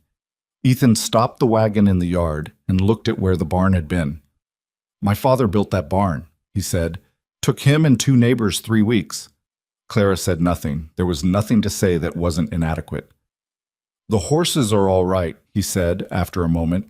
He said it like a man finding the thing he can hold on to. "The horses are all right," she said. They got down from the wagon. Ethan went to check the fence line around the house and the remaining outbuildings, carrying the rifle with the ease of a man who is not performing caution, but actually being it. Clara went inside and built the fire up and put water on and stood in the kitchen and looked at the room. The house smelled of smoke. It would smell of smoke for days. She had lived in a place that smelled of smoke once before, and she had left it because every breath was a reminder of what she'd lost. She stood in this kitchen and breathed the smoke and decided deliberately that it meant something different here. Not loss. Evidence. Evidence that something had been attacked and had not fallen. She made coffee and sat down at the table and waited. Ethan came in 20 minutes later and hung up the rifle and sat across from her and took the cup she pushed toward him. The lamp between them lit the lower half of his face and left his eyes in shadow. He looked tired, not the physical tired of hard work, but the particular tiredness of a person carrying more than their share for longer than they intended to. "I need to get Lily in the morning," he said. "Ruth will keep her tonight, but I don't want her to hear about the barn from someone other than me." "I'll come with you," Clara said. He looked at her across the lamp. "You don't—" "I'll come with you," she said again, and he heard, apparently, what she meant by the repetition, which was, "I am not separating from this. I am not letting this be your problem because it came with me. I am in it." He nodded. She slept a few hours, badly, waking twice at sounds that turned out to be wind. Ethan, she suspected, barely slept at all. She heard him moving in the house once in the deep hours of the night, the quiet, deliberate movement of someone checking that the doors are locked and the windows are latched. In the morning, they drove to Ruth Hadley's. Ruth met them at the door with the expression of a woman who has already been told and has spent the night deciding how to help. Behind her, in the front room, Lily was sitting at a table with a piece of paper and a pencil, copying out the letters Claire had written for her. She could see from the doorway the careful practiced shapes of them. "She doesn't know yet," Ruth said quietly to Ethan. "I told her there was a problem at the ranch and you'd come for her in the morning." "Thank you," Ethan said. Lily heard his voice and appeared in the doorway and looked at him, and then at Clara and then at both of them together, with the rapid reading of situations that children who have experienced loss develop early. "What happened?" she said. "Come here," Ethan said. He sat down on the bench inside Ruth's front door, and Lily came and stood in front of him, and he told her about the barn, plainly, without softening it so much that the shape was lost. He told her no one was hurt. He told her the horses were fine. He told her the house was standing. He told her they were working to find out who had done it. Lily listened with her arms crossed, in the posture she took on when she was bracing for something. "Was it the man?" she said. "The one who came to our yard." Ethan looked at her. "You saw him?" "I woke up," she said. "I looked out the window. I saw a man on a gray horse sitting in the yard." She looked at Clara. "I was going to come get you, but then he left." "Why didn't you say anything?" Clara said. Lily was quiet for a moment. "Because I didn't want you to be scared," she said. "And then I thought maybe I dreamed it." Clara looked at this child who had lost her mother and was worried about frightening the adults around her, who saw a man in the yard at night and said nothing because she was trying to protect someone else, and felt something move through her chest that had the force of something structural. "You didn't dream it," Clara said, "and I need you to tell me exactly what you saw." Lily told her. The gray horse, the white sock on the left foreleg, the man's coat, the direction he'd come from. She had been watching from the upper window for perhaps 5 minutes, she thought, before he rode away. "That's important information," Clara said. "You did the right thing by telling us." "I should have told you sooner," Lily said. "You told us now," Clara said. "That's what matters." Ruth Hadley, who had been standing in the doorway to the kitchen listening to all of this, said, "I'll get the girl's coat." and disappeared. She came back with the coat and a wrapped package that turned out to be a ham, which she pressed on Ethan with a no-argument expression. "You'll need to eat," she said, "and I imagine the next few days are going to be busy." They drove back to the ranch. Lily sat between them and held the storybook she'd brought with her to Ruth's, and after a while she reached over and put her hand on Clara's arm, not asking for anything, not saying anything, just placing her hand there with the direct simplicity of a child who has decided that proximity is the thing she has to offer. Clara put her hand over Lily's, and they rode the rest of the way like that, the three of them, with the ruined barn ahead of them, and the morning opening up cold and clear over the hills. Dale Fitch came to the ranch that afternoon. Clara saw him from the window, the same well-maintained coat from before, the same bearing of a man who expects to be the most important person present. But there was something different in it today. The last time he had come with the patience of a man playing a long game. Today he had the energy of someone whose schedule has been disrupted. Ethan met him in the yard. Clara stayed at the window and watched, and this time she could hear fragments, the voices carrying in the cold, still air. She heard Fitch say unfortunate incident, and she heard Ethan say something she couldn't make out, and she heard Fitch say offer stands, and then she heard Ethan's voice go quieter, which she had learned was not a sign of retreat, but of the opposite. Fitch left in 10 minutes, less time than his previous visit. He did not look toward the house when he left, which was, Clara thought, in itself a kind of information. Ethan came inside. He stood in the kitchen for a moment with his hands flat on the table. "He came to offer condolences about the barn," he said, "and to mention that his offer for the property is still available, and that given his word was vulnerability, of the ranch right now, perhaps this was a good time to reconsider." "He used the word vulnerability," Clara said. "He did." They looked at each other. "He knew about the barn," Clara said. "He came today. Not tomorrow. Not when word might have spread naturally. Today. This morning." Ethan's jaw tightened. "Yes. He knew because Hale told him," Clara said, "which means Hale was in contact with him after it happened, which means Hale hasn't left the county." Ethan was already moving toward his coat. "Ardell," Clara said. He stopped, looked at her. "Ardell, she said again. "Not you alone." A long pause. "He's here somewhere," Ethan said. "He burned my barn, and he's still here." "I know," she said. "And if you go after him alone, Fitch's lawyers will spend the next 6 months making it about what you did rather than what they did. Let Ardell do his job." She could see it cost him, the staying, the patience, the choosing of the right action over the satisfying one. She had felt that cost herself, and she did not minimize it. "I'll ride in and tell him about Fitch's visit," Ethan said finally. "Good," she said. "I'll stay here with Lily." He was gone 2 hours.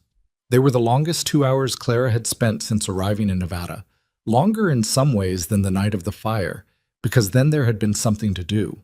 Now there was only the waiting, and Lily at the table doing her letters with a concentration that Clara suspected was partly genuine and partly the child's way of creating normalcy through routine, the same way Clara herself had done laundry the afternoon after Victor Hale's first visit. She taught. She sat at the table and they worked through sounding, and Lily's reading was improving in the visible daily way that children's skills improve when someone is paying consistent attention to them. Lily read 3 sentences in a row from the primer, slowly, without help, and looked up with an expression that was trying not to be too proud of itself. "You read that," Clara said. "I did," Lily said. Then, "Don't make a big thing of it." "I'm not making a big thing of it," Clara said. "I'm making an accurate thing of it." Lily looked down at the page and suppressed a smile. Ardell arrived at the ranch before Ethan came back, which Clara did not expect. He came with his deputy, a younger man named Colson, who had the look of someone who works hard to appear unimpressed by things that impress him. They had found Victor Hale, not in Harlow Creek, 7 miles east at an abandoned mining claim that had been vacant for 3 years and belonged, on paper, to a company registered in California, a company that Ardell's contact in Reno had found, in the past 12 hours, was connected to the same network of shell entities as the Fitch Land Company. "He was there with a second man," Ardell said. He was standing in Clara's kitchen with his hat in his hands. "We don't know the second man yet. Hale saw us coming. He'd been watching the road, and they split up. Coulson went after the second man and lost him in the canyon." He paused. "Hale is in custody." Clara sat down. "He's in custody," she said. "Yes." She sat with that for a moment. 2 years of running and not running and trying to remember what it felt like to be somewhere safe. And the sentence was 4 words, and it sat in the room with its considerable weight. "What happens now?" she said. "Now I wire the federal land commissioner," Ardell said. "Your letter from Briggs, combined with the company connections I found, and the arson charge, because that's what the barn is, it's arson and I'll prove it, is enough to open a federal investigation into the land fraud operation." He looked at her carefully. "Your family's property in Claremont, the deed transfer Hale filed, that gets contested as part of a fraud case, it doesn't just vanish, but it becomes something Briggs can fight from a much stronger position." "And Fitch," Clara said. "Fitch is smarter than Hale," Ardell said. "He'll have lawyers between himself and the worst of it. But the connection is documented, and documented connections have a way of pulling at things." He paused. "I won't promise you a clean outcome. Law doesn't work that way. But what I can tell you is that it's no longer a single woman's testimony against a man with 30 years of community standing. It's a documented pattern across 2 states with physical evidence and a federal agency asking questions." When Ethan came back and found Ardell in his kitchen, he stopped in the doorway and read the room. "Hale," he said. "In custody," Ardell said. Ethan took his hat off, held it in his hands. He didn't say anything for a moment, and Clara watched his face go through something complicated. Relief and anger still present. The anger looking for somewhere to go now that its target was unavailable. And underneath all of it, something that was simply exhaustion. The deep physical and emotional exhaustion of a man who has been holding himself at readiness for too long. He put his hat back on and shook Ardell's hand. "Thank you," he said. It came out more worn than he probably intended. "Miss Whitmore did the work," Ardell said. "I just followed the paper." Ardell and Coulson left as the light was going. Ethan stood on the porch and watched their horses down the road, and Clara came and stood beside him. The sky in the west was doing something extraordinary with color, the kind of Nevada sunset that is almost aggressively beautiful in its excess. All the oranges and pinks laid on with too much generosity against the dark shapes of the hills. Neither of them said anything about the sky. "The horses came back to the north fence line," Ethan said finally. "I saw them this morning. I'll bring them in tomorrow." "The fence along the east pasture needs mending," Clara said. 3 posts that I've been meaning to mention." "I know," he said. "I've been putting it off." "We can do it Thursday if the weather holds." He glanced at her sideways. "You and your we," he said. She looked at him. "Is that a complaint?" "No," he said quietly. "It's not." They stood on the porch a moment longer, in the cold, with the sunset doing what it was doing and the ruined barn to the left of them, the black skeleton of it, against the colored sky. It was there and it was real, and it would need to be cleared and rebuilt, and that was a large and expensive and laborious thing, and it did not go away just because Victor Hale was in a cell in Harlow Creek. Nothing went away. The harm that had been done was still done, and the process that was starting would take time, and Hale's lawyers would work and Fitch's lawyers would work, and the federal men would move at the pace federal men move, and the deed to Clara's family's land was still tangled in a Pennsylvania court and might be for a year or more. But she was standing on a porch, not a train platform, not the cold floor of a house where her family had been. A porch, belonging to a house that was lit from inside, where a child was at a table reading sentences she had put together herself from letters she had been given. She was standing there and she was not leaving. Inside, Lily's voice rose with a question, something about supper, about whether there were biscuits, about something a child asks when they believe the people around them will answer. And the sound of it came through the door into the cold evening air, ordinary and present and real. Ethan turned toward the door. "I'll get the fire up," he said. "I'll start supper," Claire said. They went inside. That night, after Lily was asleep and the dishes were done and the fire had settled into its later, quieter burn, Ethan sat at the table with the ledger again. Clara was mending a pair of Lily's stockings. the needle moving in and out with the small, precise motion of someone who has done this enough times that it doesn't require much thought. "I want to ask you something," Ethan said. She looked up. He had closed the ledger, but his hands were still on it, the posture of a man who has rehearsed what he wants to say and is deciding whether the rehearsed version is actually what he means. "You could have left," he said, "after Hale showed up. You had reason. Any reasonable person would have put distance between themselves in that situation and figured out the rest later." He paused. "Why didn't you?"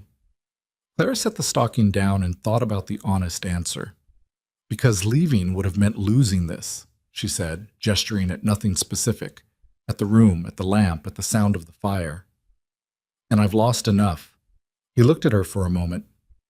"That's it?" "That's most of it," she said. He was quiet. "What's the rest of it?" She picked up the stocking again. "The rest of it I'm not ready to say out loud yet," she said, "but you can probably guess." She did not look up from the mending. She could feel him looking at her, and then feel the precise moment when he decided not to press it. "All right," he said. He opened the ledger again. The fire ticked. The needle moved in and out of the fabric. Outside, the Nevada dark was cold and immense and entirely uninterested in the small, bright room inside the house, but the room was there anyway, lit and warm, holding what it held. A week after Hale's arrest, a letter came from Herschel Briggs. He had been contacted by the Federal Land Commissioner's office. The Claremont deed transfer had been suspended pending investigation.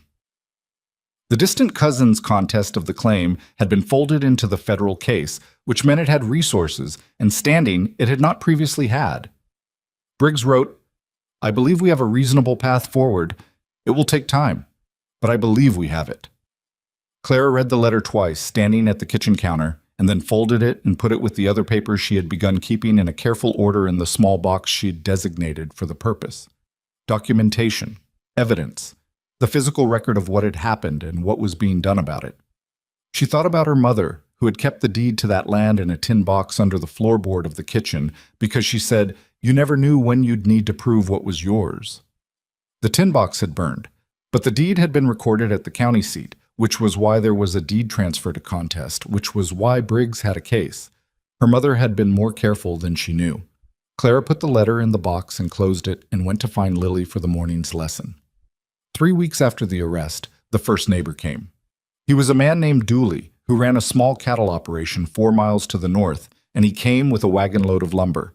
He pulled into the yard and climbed down and took his hat off and said to Ethan, "I heard about the barn." And Ethan said, "Word gets around." And Dooley said, "Me and some others thought we'd come Saturday. If you have the foundation cleared." "I'll have it cleared," Ethan said. Saturday came, and so did the others. Ruth Hadley's son-in-law, and a family named Pierce from the South Road, and the man who ran the grain merchants in Harlow Creek, and 2 others whose names Clara learned over the course of the day. They came with tools and with their own hands, and with the matter-of-fact generosity of frontier people who understand that a neighbor's loss is a shared vulnerability and that the answer to it is practical. They worked from first light until the sun was going. Clara cooked enormous quantities of food, more than she had cooked since she left Pennsylvania, using Ruth's ham and the provisions people brought with them, and her own best judgment about what feeds a group of working people on a cold November day. Lily helped without being asked, with the proud seriousness of a child who has identified something she can do and is doing it. By the end of the day, the frame of the new barn was standing. It was not the barn Ethan's father had built. It was rawer, the lumber newer, the dimensions slightly different because the materials available were not quite the same, but it was standing, and in the last light it cast the particular long shadow of a structure with intentions. Ethan shook hands with every man who came. When the last wagon had pulled out, he stood in the yard and looked at the frame, and Clara came and stood beside him again, the same spot they had stood 3 weeks earlier looking at the ruins. "Community," she said. "Yeah," he said. "You have one," she said. "I don't know if you knew that." He looked sideways at her. "I knew," he said. "I'd just been too inside my own head to use it for a while." She understood that. She had spent 2 years inside her own head. "Clara," he said. She looked at him.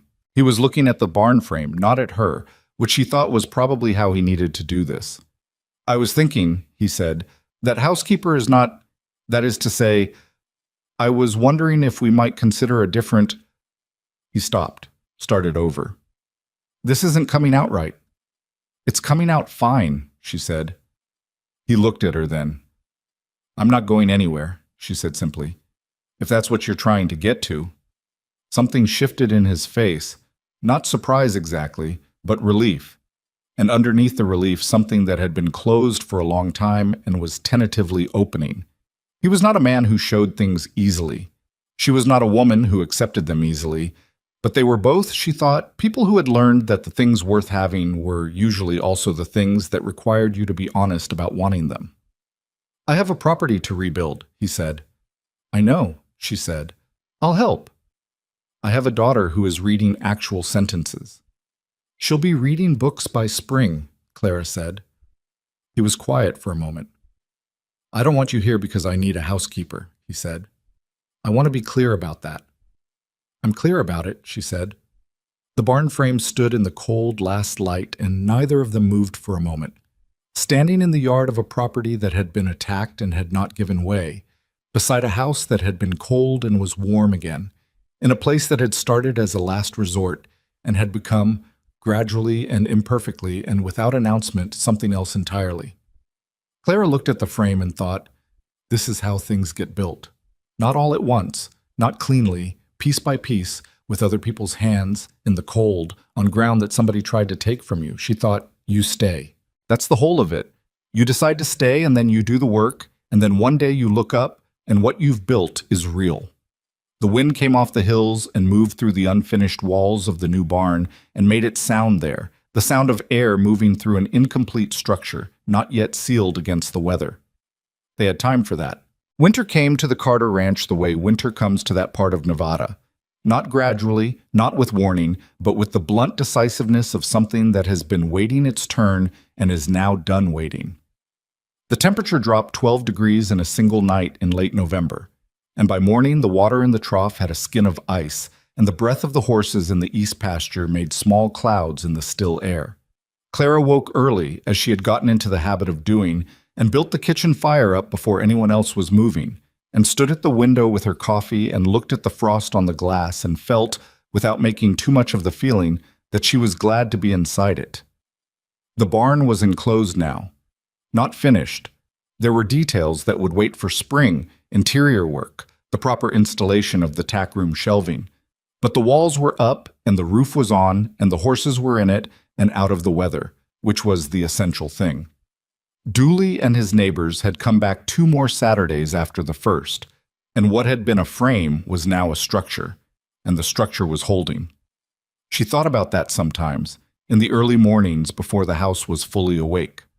The way a thing gets built out of successive Saturdays and other people's willingness and the decision, made and remade, to keep going. There was nothing heroic in it. That was what she had learned, maybe, more than anything else, that the things that matter are built in the ordinary way, with ordinary materials, by people who are tired and imperfect and showing up anyway. Lily appeared in the kitchen at her usual time, which was 20 minutes after Clara and before her father, and sat down with the particular morning face of a child who is present, but not yet fully operational. Her hair was not yet braided. She had put her boots on without tying them. She accepted the cup of warm milk Clara set in front of her and wrapped both hands around it in an exact replica of the way Ethan wrapped his hands around his coffee cup, which was an unconscious echo that Clara had noticed months ago and found, each time she saw it, quietly affecting. "It snowed," Lily said, looking at the window. "Not yet," Clara said, "but it will." Lily looked at the frost patterns on the glass. "What makes those shapes?" "The water in the air freezing against the cold glass," Clara said. "Each one is different because the temperature varies across the surface and the water finds the path it can take." Lily studied the patterns. "Like how no 2 are the same." "Like that." "Papa says no 2 snowflakes are the same either." "Papa's right." Lily drank her milk. After a moment, she said, "Is that true, or is it something adults say?" Clara looked at her. It's true. Each snowflake forms around a different particle of dust at a different temperature with a different humidity. The variations are real. Lily considered this with the focused seriousness she brought to information she intended to keep. So every single piece of snow that ever fell was different from every other piece. Yes. Even all the ones no one ever saw. Even those. Lily looked at the frost on the window for a long time. Ethan came down and the morning proceeded in the way their mornings had come to proceed. The quiet, functional routine of people who have learned each other's rhythms and stopped needing to negotiate them. He ate, she poured his coffee, Lily finished her milk and tied her boots finally when reminded, and the day began. December came, and with it, 2 pieces of news. The first came from Ardell, who rode out to the ranch on a Wednesday afternoon with his hat pulled low and his manner carrying the specific quality of a man who has done something he's satisfied with. Victor Hale had been charged formally: arson, intimidation of a witness, and conspiracy to defraud in connection with the federal land investigation. He had been transferred to the territorial court in Carson City, where the federal case was being consolidated. His bail had been set at a figure that assumed someone would pay it, but the someone in question, Dale Fitch, had his own problems. Fitch's company documents came back from Carson City, Ardell said, sitting at the kitchen table. 3 properties in this county alone where the pattern holds. Landowners who had water rights on the eastern drainage sold out within a year of having some kind of pressure applied. 2 of them said they sold because of what they described as unexplained problems. Fence lines cut, livestock spooked, one case where a storage building burned and the cause was listed as unknown. Clara sat across from him with her hands flat on the table, and no one connected them. No one was looking for a connection, Ardell said. Each incident on its own looks like bad luck or accident. It's only when you lay them side by side that you see the shape of it. That's what he's always counted on, Clara said, each thing looking like an isolated event. Well, it's not isolated anymore, Ardell said. The federal investigator arrives in Harlow Creek the 2nd week of January. He's going to want a statement from you. Formal, sworn, the complete account of what happened in Claremont and what happened here. I'll give it, Clara said. I know you will, Ardell said. He looked at her with the direct, unvarnished look she had come to associate with him. The look of a man who means what he says and says what he means without ornamentation. For what it's worth, Miss Whitmore, the way you handled this, coming to me with the documentation, not letting Carter go off half-cocked, building the case instead of just reacting, that's the reason we're sitting here with charges filed instead of a mess that can't be cleaned up. Clara shook her head. Briggs built the case. You followed it. I just didn't run. Sometimes that's the whole of it, Ardell said. He left, and Clara sat for a while at the table after he was gone. Not doing anything in particular. Just sitting, the way you sit when something has shifted and you need a moment to feel the new position before you stand up in it. Ethan found her there when he came in from the fence work. He looked at her face and said, "Good news or complicated news?" "Both," she said. "Mostly good." She told him. He listened, and when she was done, he sat down across from her in the chair Ardell had been in and was quiet for a moment. "Fitch," he said. "It's not a conviction," she said. "Not yet. The investigation is just starting. It will take time." "I know." He was looking at the table with the particular look of a man absorbing information that confirms what he suspected and is still somehow surprising in the confirmation. 3 other properties in this county. At least 3, Clara said. They're still looking. He was quiet for another moment. "Those families," he said. "Yes." "They sold and left," he said. "Or they're still here having sold what made the land worth keeping." "Yes." He looked at her. There was something in his expression that was not just about Fitch or Hale or water rights, something larger, the particular weight that lands on a person when they understand that what happened to them was not random, was not bad luck, was an engineered thing done by people who thought the engineering would never be visible. "If you hadn't come here," he said, "if Crane hadn't, if you'd never ended up on that platform, never ended up at the ranch." He stopped.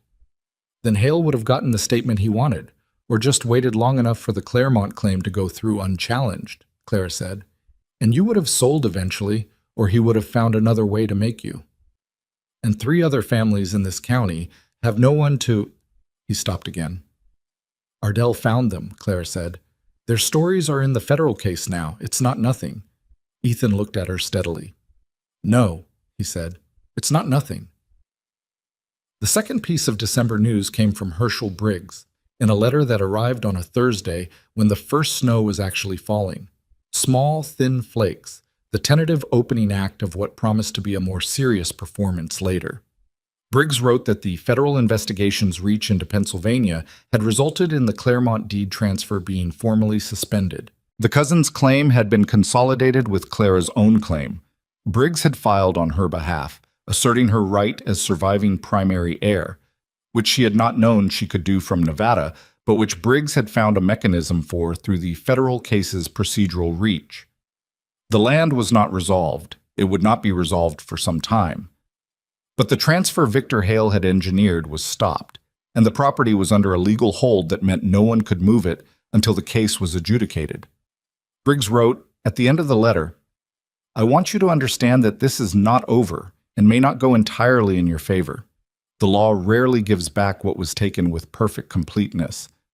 But what your mother kept and what your family built is not gone. It is in contest, which is a different thing from being lost. There is a difference between gone and still being fought for. Clara read that paragraph 3 times. She thought about her mother, who had kept the deed in a tin box under the kitchen floor, who had said, "You never know when you'll need to prove what's yours," who had said it not with fear but with the practical wisdom of a woman who understood that the world does not simply grant you what is yours, that possession is documented or it is contested, that the paper matters as much as the fact. The tin box had burned, but the deed had been recorded at the county seat, in the handwriting of a county clerk who had no stake in the outcome and whose job was simply to write down what was true. Victor Hale had not been able to burn that. Some things, Clara thought, were more fireproof than they looked. She wrote back to Briggs that same evening, a longer letter than her previous ones, giving him the full account of everything she had and everything she knew, organized in the careful way she had organized the papers in the small box, chronologically, with specifics, with nothing omitted and nothing inflated. She wrote it the way she had taught her students to write. Say what is true, say it clearly, say it completely, and then stop. She did not know what the outcome would be. She had learned, in 2 years of this, not to need to know the outcome in order to act. You did the next right thing. You documented. You did not run. You stayed in the room and in the record, and you kept showing up. That was the thing about surviving something that was designed to make you disappear. The act of not disappearing was itself a form of resistance. The federal investigator, a man named Aldous Webb, arrived in Harlow Creek on the 8th of January, 2 days after the date Ardell had given. He was younger than Clara had expected, perhaps 35, with the organized, detail-oriented manner of someone who approaches everything like a problem with a knowable solution. He came to the ranch on a Wednesday morning with Ardell, and Clara sat across from him at the kitchen table for 2 hours and gave her statement. She told it plainly. All of it. She had told it enough times now that the emotional texture of it had changed. Not that the events were less, but that the telling of them had become something separate from the living of them, a document she could produce without being demolished by it. She answered his questions precisely. She provided the box of papers, Briggs's letters, the documentation of the company connections, the timeline she had written out, the list of dates and events. Webb looked through the papers with the focused attention of someone for whom paper is the primary language. You organized all of this yourself, he said. Yes, Clara said. When? Over the past 2 months. He looked at her over the papers. Have you worked in a legal context before? I was a school teacher, she said. I taught children that you write down what is true and you keep the record because the record is what survives. Webb was quiet for a moment. The record is what survives, he said, as if testing the weight of it. Yes. He looked back at the papers. I'm going to need copies of several of these documents. I'll have my clerk make them and return the originals to you. They stay in my possession until then, Clara said. Understood, he said, without hesitation. After Webb and Ardell left, Ethan, who had sat through the interview at the far end of the table and said almost nothing, looked at Clara for a long moment. You were something in there, he said. I was just accurate, she said. Sometimes accurate is something, he said. The winter deepened. The new barn held. The horses were healthy, and Ethan had made arrangements with Dooley to run a small shared herd through the spring, a practical consolidation that made the math work better for both of them. Lily's reading had moved past primers and into an actual book, a thin collection of frontier stories that Ruth Hadley had produced from somewhere, slightly battered, with illustrations that Lily studied as carefully as she studied the text. She read aloud at the supper table sometimes, in the evenings, the way families do when they have found the habit of it. She read slowly and with attention, sounding out the words she didn't know rather than skipping them, in the practice Clara had instilled from the first week. Take the word apart, put it back together, don't be afraid of not knowing it yet. One evening, she read a passage about a woman crossing a river in flood season alone, with all her possessions in a pack on her back. She read it with the engaged seriousness of someone who finds the material genuinely interesting, and when she finished the passage, she looked up. Was she scared? Lily asked. Not of Clara specifically, of the room, of the general available audience. Probably, Clara said. People who do hard things are usually scared. Then why do they do them? Because the alternative is staying on the wrong side of the river, Clara said. Lily thought about this. But what if you drown? Then you drown, Clara said. But most people don't. Most people get across. Lily looked at her father. Did you ever do something like that? Scary? Ethan looked at his daughter across the table. Staying on the ranch after your mother died, he said. That was hard enough. But you stayed, Lily said. I stayed, he said.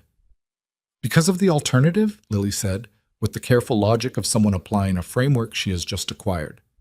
Because of you, he said, in a tone that did not invite expansion.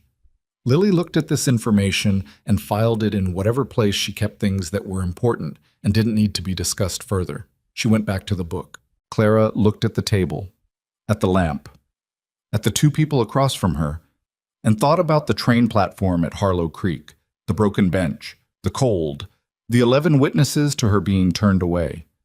She thought about the specific sequence of events that had to happen in exactly the order they happened for her to be sitting in this particular circle of lamplight. The rejection, the platform, the cold, the child with the storybook, the widower with the spare room, and the practical offer and the coffee cup held in both hands. She thought about how any one of those things changed would have meant something else entirely.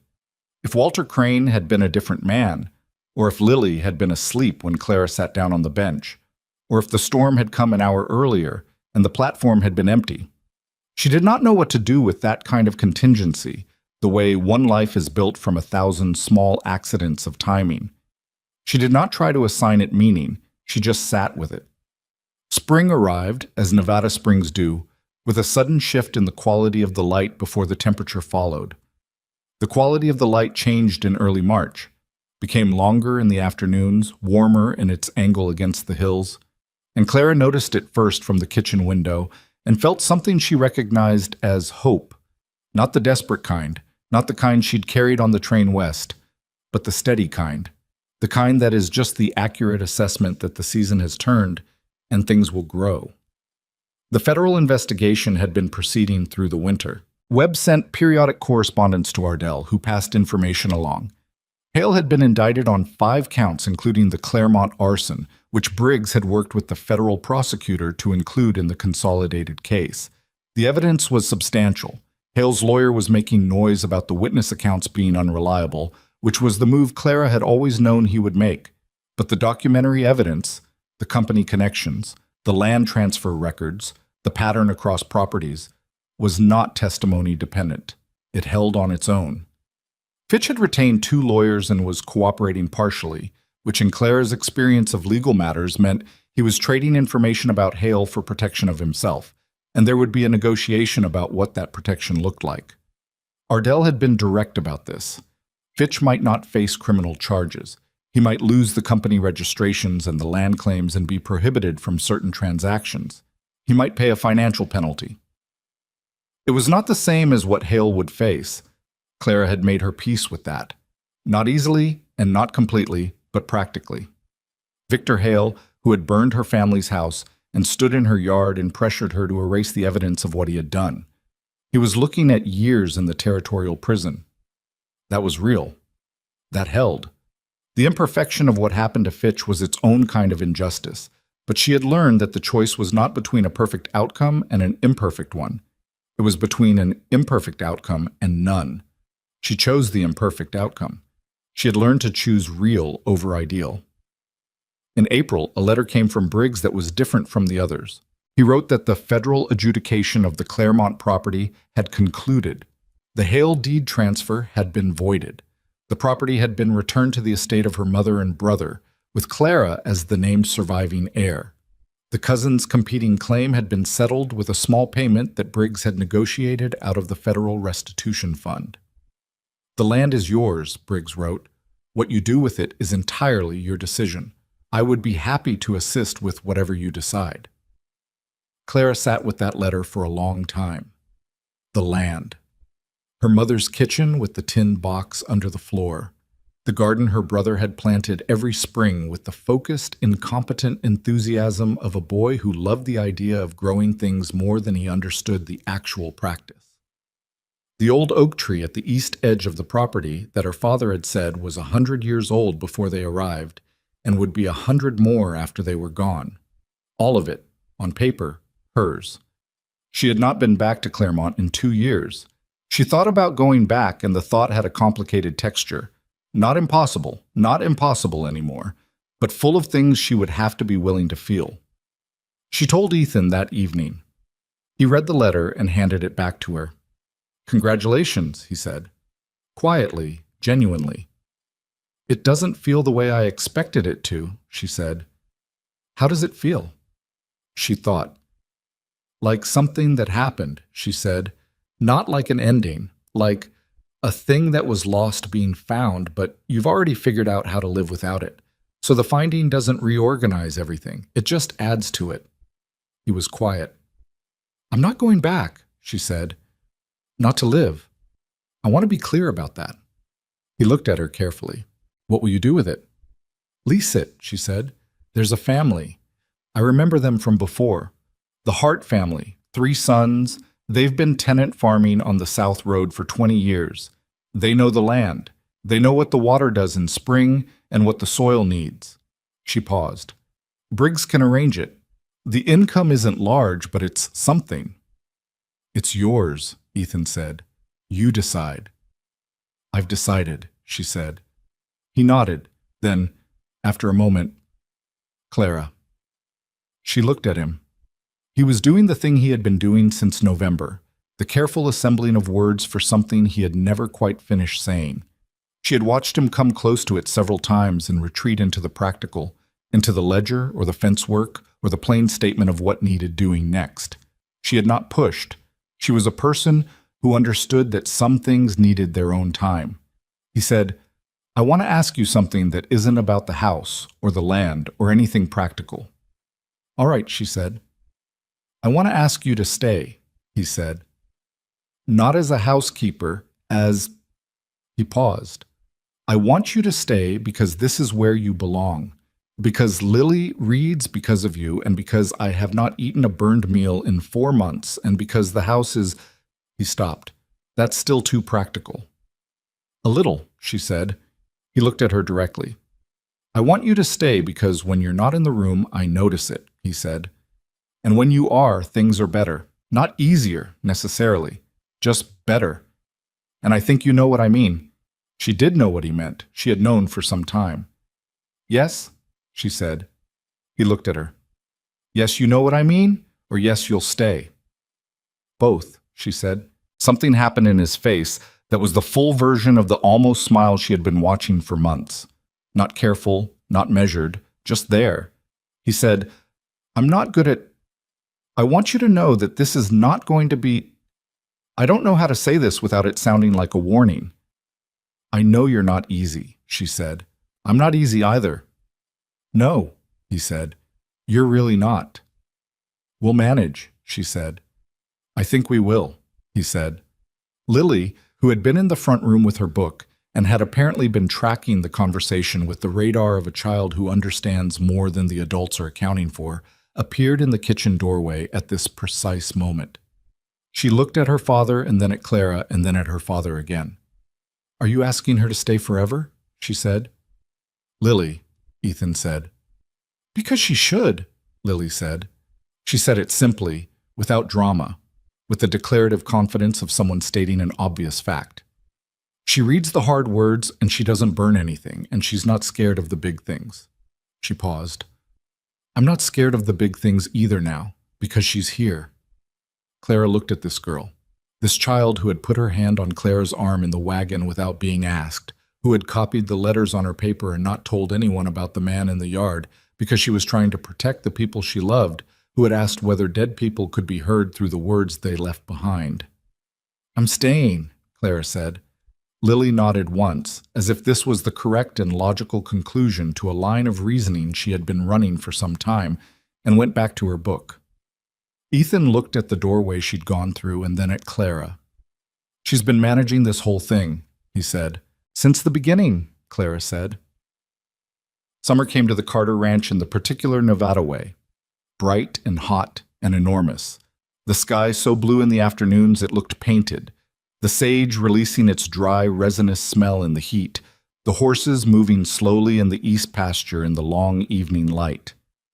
The new barn had been finished in May, properly this time, with the tack room shelves and the proper hayloft and the ventilation that the old barn had never had.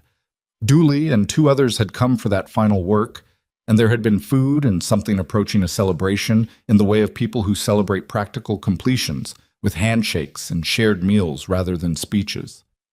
Clara was there for all of it, and she was not the housekeeper making the food and stepping aside. She was there the way you are there in a place that is yours. She and Ethan had been married in March, a small thing, at the courthouse in Harlow Creek, with Ardell as witness, and Ruth Hadley standing beside Clara in a dress that Ruth had said was going to be worn to this occasion, regardless of what anyone else thought about it. The ceremony was brief. The judge was practical. Lily had worn the winter coat with the proper buttons and stood straight and watched her father sign the paper and then looked at Clara and gave a small nod that carried more weight than most speeches. Afterward, Ruth had made coffee and produced a cake that she said she'd been planning for some time. How long? Ethan had said. Since she fixed the curtains, Ruth said. Anyone who fixes someone else's curtains without being asked is planning to stay. Clara had laughed, which she had been doing more of. Laughter that was not performed and not complicated, just the thing that happens when life is arranged in a way that makes it possible. The investigator Webb came back to Harlow Creek in June for the final depositions before the territorial trial. He came out to the ranch and sat at the same kitchen table and went through Clara's statement one more time, refining the details, confirming the sequence. When he was finished, he closed his notebook and looked at her. I want you to understand something, he said. The pattern we found across this county and 2 others in this territory and the case in Pennsylvania, this would have continued. There were 4 more properties in the survey area that matched the profile. Water rights adjacent to the eastern drainage, single owner or widow-owned, no large legal resources. He paused. Without your documentation, we would not have had the mechanism to see the pattern. Briggs built the documentation, Clara said. You started the chain, Webb said. You kept the records. You came to Ardell instead of handling it privately. Every one of those decisions made the case. He paused. I've done this work for 9 years. Most cases like this don't make it to indictment because the key witness is gone, moved on, settled, scared off, or simply worn down until they stop insisting on the truth. He looked at her steadily. You didn't stop. Clara looked at the table, at the grain of the wood, which she knew by now, had been looking at since January when she arrived and found the dishes not put away and the fire out, and a list in careful handwriting waiting for someone to care about it. I had somewhere to be, she said. That made it harder to leave. Victor Hale was convicted in August on 3 of the 5 counts: arson, witness intimidation, and conspiracy to defraud. He received 7 years in the territorial prison. The Claremont arson charge was harder to prosecute at this distance, and with the physical evidence long gone, but the federal judge noted in his sentencing remarks that the pattern of conduct across multiple properties and states had been considered in the determination. 7 years. Clara heard the news from Ardell on a Thursday afternoon and stood in the yard and looked at the hills for a moment. The same hills she had looked at on the first morning from the bedroom window, wondering what the day intended. She had thought maybe that she would feel more, that the number would arrive with a weight that matched the thing it addressed. Instead, it arrived the way most justice arrives, real and insufficient, and also the best that was available, and therefore something to accept and be grateful for without pretending it was everything. She thought about her mother, about her brother, who was 16 and had his whole life in front of him, and had not known, going to bed on the night of the fire, that it was going to be taken. She thought about them with the particular quality of grief that has had 2 years to find its shape, not sharp now, but present, a mass that moves with you, that you learn to move around, that doesn't go away but becomes, over time, something you can carry without being crushed. She thought, they would have liked Lily. Her mother would have sat at the kitchen table and watched Lily work through her letters with the expression of a woman who understands what education means for a girl, what it opens. Her brother would have been 10 years older than Lily and would have taught her to bother the horses and climb fences and understand that the land has moods, and you read them the way you read anything else, with patience and attention. She thought, I am still here. I am still here, and they are not, and that is not fair, and it is also just true, and I can spend the rest of my life sitting with the unfairness of it, or I can do what you do with true things, which is acknowledge them and keep moving. She kept moving. Ethan found her in the yard when he came in from the east pasture and read her face the way he had gotten good at reading her face. Ardell came, he said. Yes, she said. 7 years. He stood beside her and looked at the hills. Is that enough? He said. No, she said. But it's real. He put his hand over hers, the way Lily had put her hand on Clara's arm in the wagon, not asking for anything, not performing comfort, just the weight of another person's hand, the physical fact of not being alone. They stood there for a moment. Then she said, the fence on the north side needs work before winter. I know, he said. Thursday, if the weather holds. I'll help, she said. You always say that, he said. I always mean it, she said. The fall of that year was the most beautiful Clara had seen in Nevada, which she recognized might have something to do with actually looking at it rather than surviving through it. The hills went through their changes, the sage going silvery, and the occasional cottonwood at the creek line turning yellow, and the light in the late afternoons came in at an angle that made even ordinary things, the fence post, the water trough, the horses in the pasture, look considered and deliberate. Lily turned 9 in October and had a birthday that involved Ruth Hadley's cake and Dooley's family, and a small gathering of the people who had become, over the year, the texture of their lives. She received a proper set of books from Clara, 3 volumes, chosen carefully, each one a step further than the last, and held them with the reverence children hold things they understand are serious gifts. Real books, she said. Real books, Clara confirmed. Not primers. Not primers. Lily looked at them for a long moment. Will you read the first chapter of each one with me, she said, so I know how they start? Yes, Clara said. They read that evening, the 3 of them at the table, Clara reading the opening chapters aloud, Lily following the text with her finger, Ethan listening with the look he had when he was listening to something he would not ask to be repeated but wanted to hear once properly. The first book was about a girl who crossed a continent. The second was about a man who built something from nothing in a place that told him he couldn't. The third was about a family that wasn't born together finding its way to being one. Lily listened to all 3 and then said, the third one is our story.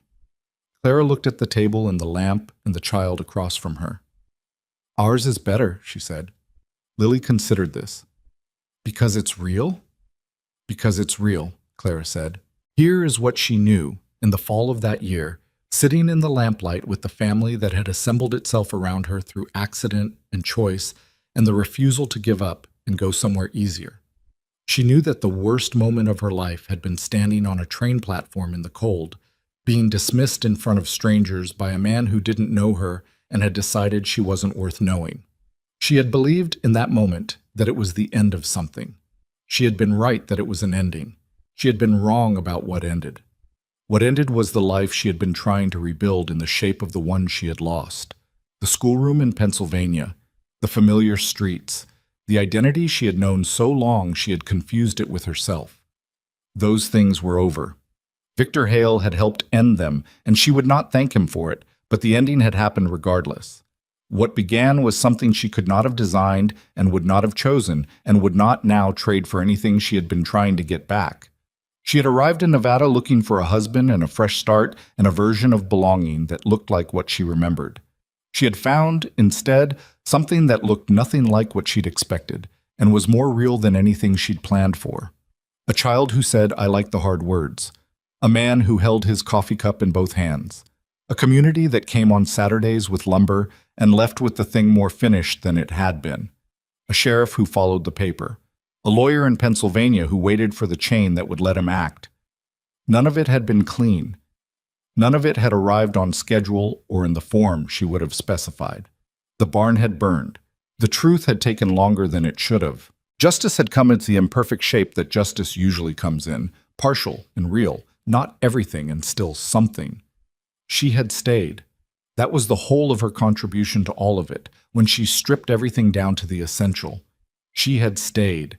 She had not run when Victor Hale showed up with his pleasant face and his carefully constructed story. She had not run when the barn burned. She had not accepted the version of herself that the world kept offering. The poor grieving woman, the rejected bride, the solitary witness with no one to stand beside her, and replaced it with the actual version, which was a woman who had learned to read a room and split wood and keep a record and make biscuits and sit with a child in the dark and stay in a place until it was hers. She had stayed, and staying, it turned out, was not the same as settling. It was not resignation or giving up. It was the choice, made and remade, to put your weight down in the ground beneath you and grow from there. There was a morning in November, almost a year to the day after she had arrived at the ranch, when she woke and the snow was actually falling. The real snow this time, the serious kind, the kind that changes the sound of everything and makes the world quieter and closer all at once. She stood at the window and watched it come down and felt the house around her, Lily still sleeping, Ethan already at the barn, the fire already built because she had woken first and built it. She put her hands against the cold glass and looked at the snow and thought, without any particular destination for the thought, I am home. Not home in the way of a place you were born to, not home in the way of something you were handed, home in the way of something you chose, and kept choosing, and built from the materials you were given in the place where you found yourself standing. She had found herself standing in the cold on a broken benched platform, dismissed and alone, with a child holding out a book. She had said yes. That yes, it turned out, had been the most important word she ever spoke. Not because it was said to the right person, or at the right time, or with any particular courage or clarity. She had said it because she was too cold and too tired and too stubborn to say anything else. But it was yes. And yes again and again in all the ordinary daily forms it takes. Yes to the work, yes to the trouble, yes to the imperfect family and the burned barn and the long cold winter and the documentation and the staying and the hard words and the real things over the easy ones had built, piece by piece and Saturday by Saturday and year by year, a life. Outside, the snow came down on the new barn and the east pasture and the north fence that needed mending, and the hills she had learned to read for weather, and the road that came into the property from the west, and had brought her to it once, on a January night, in the company of a child and a widower who didn't know yet what they were doing. None of them had known. They had found out the way you find out most things that matter, by staying long enough to see. The end.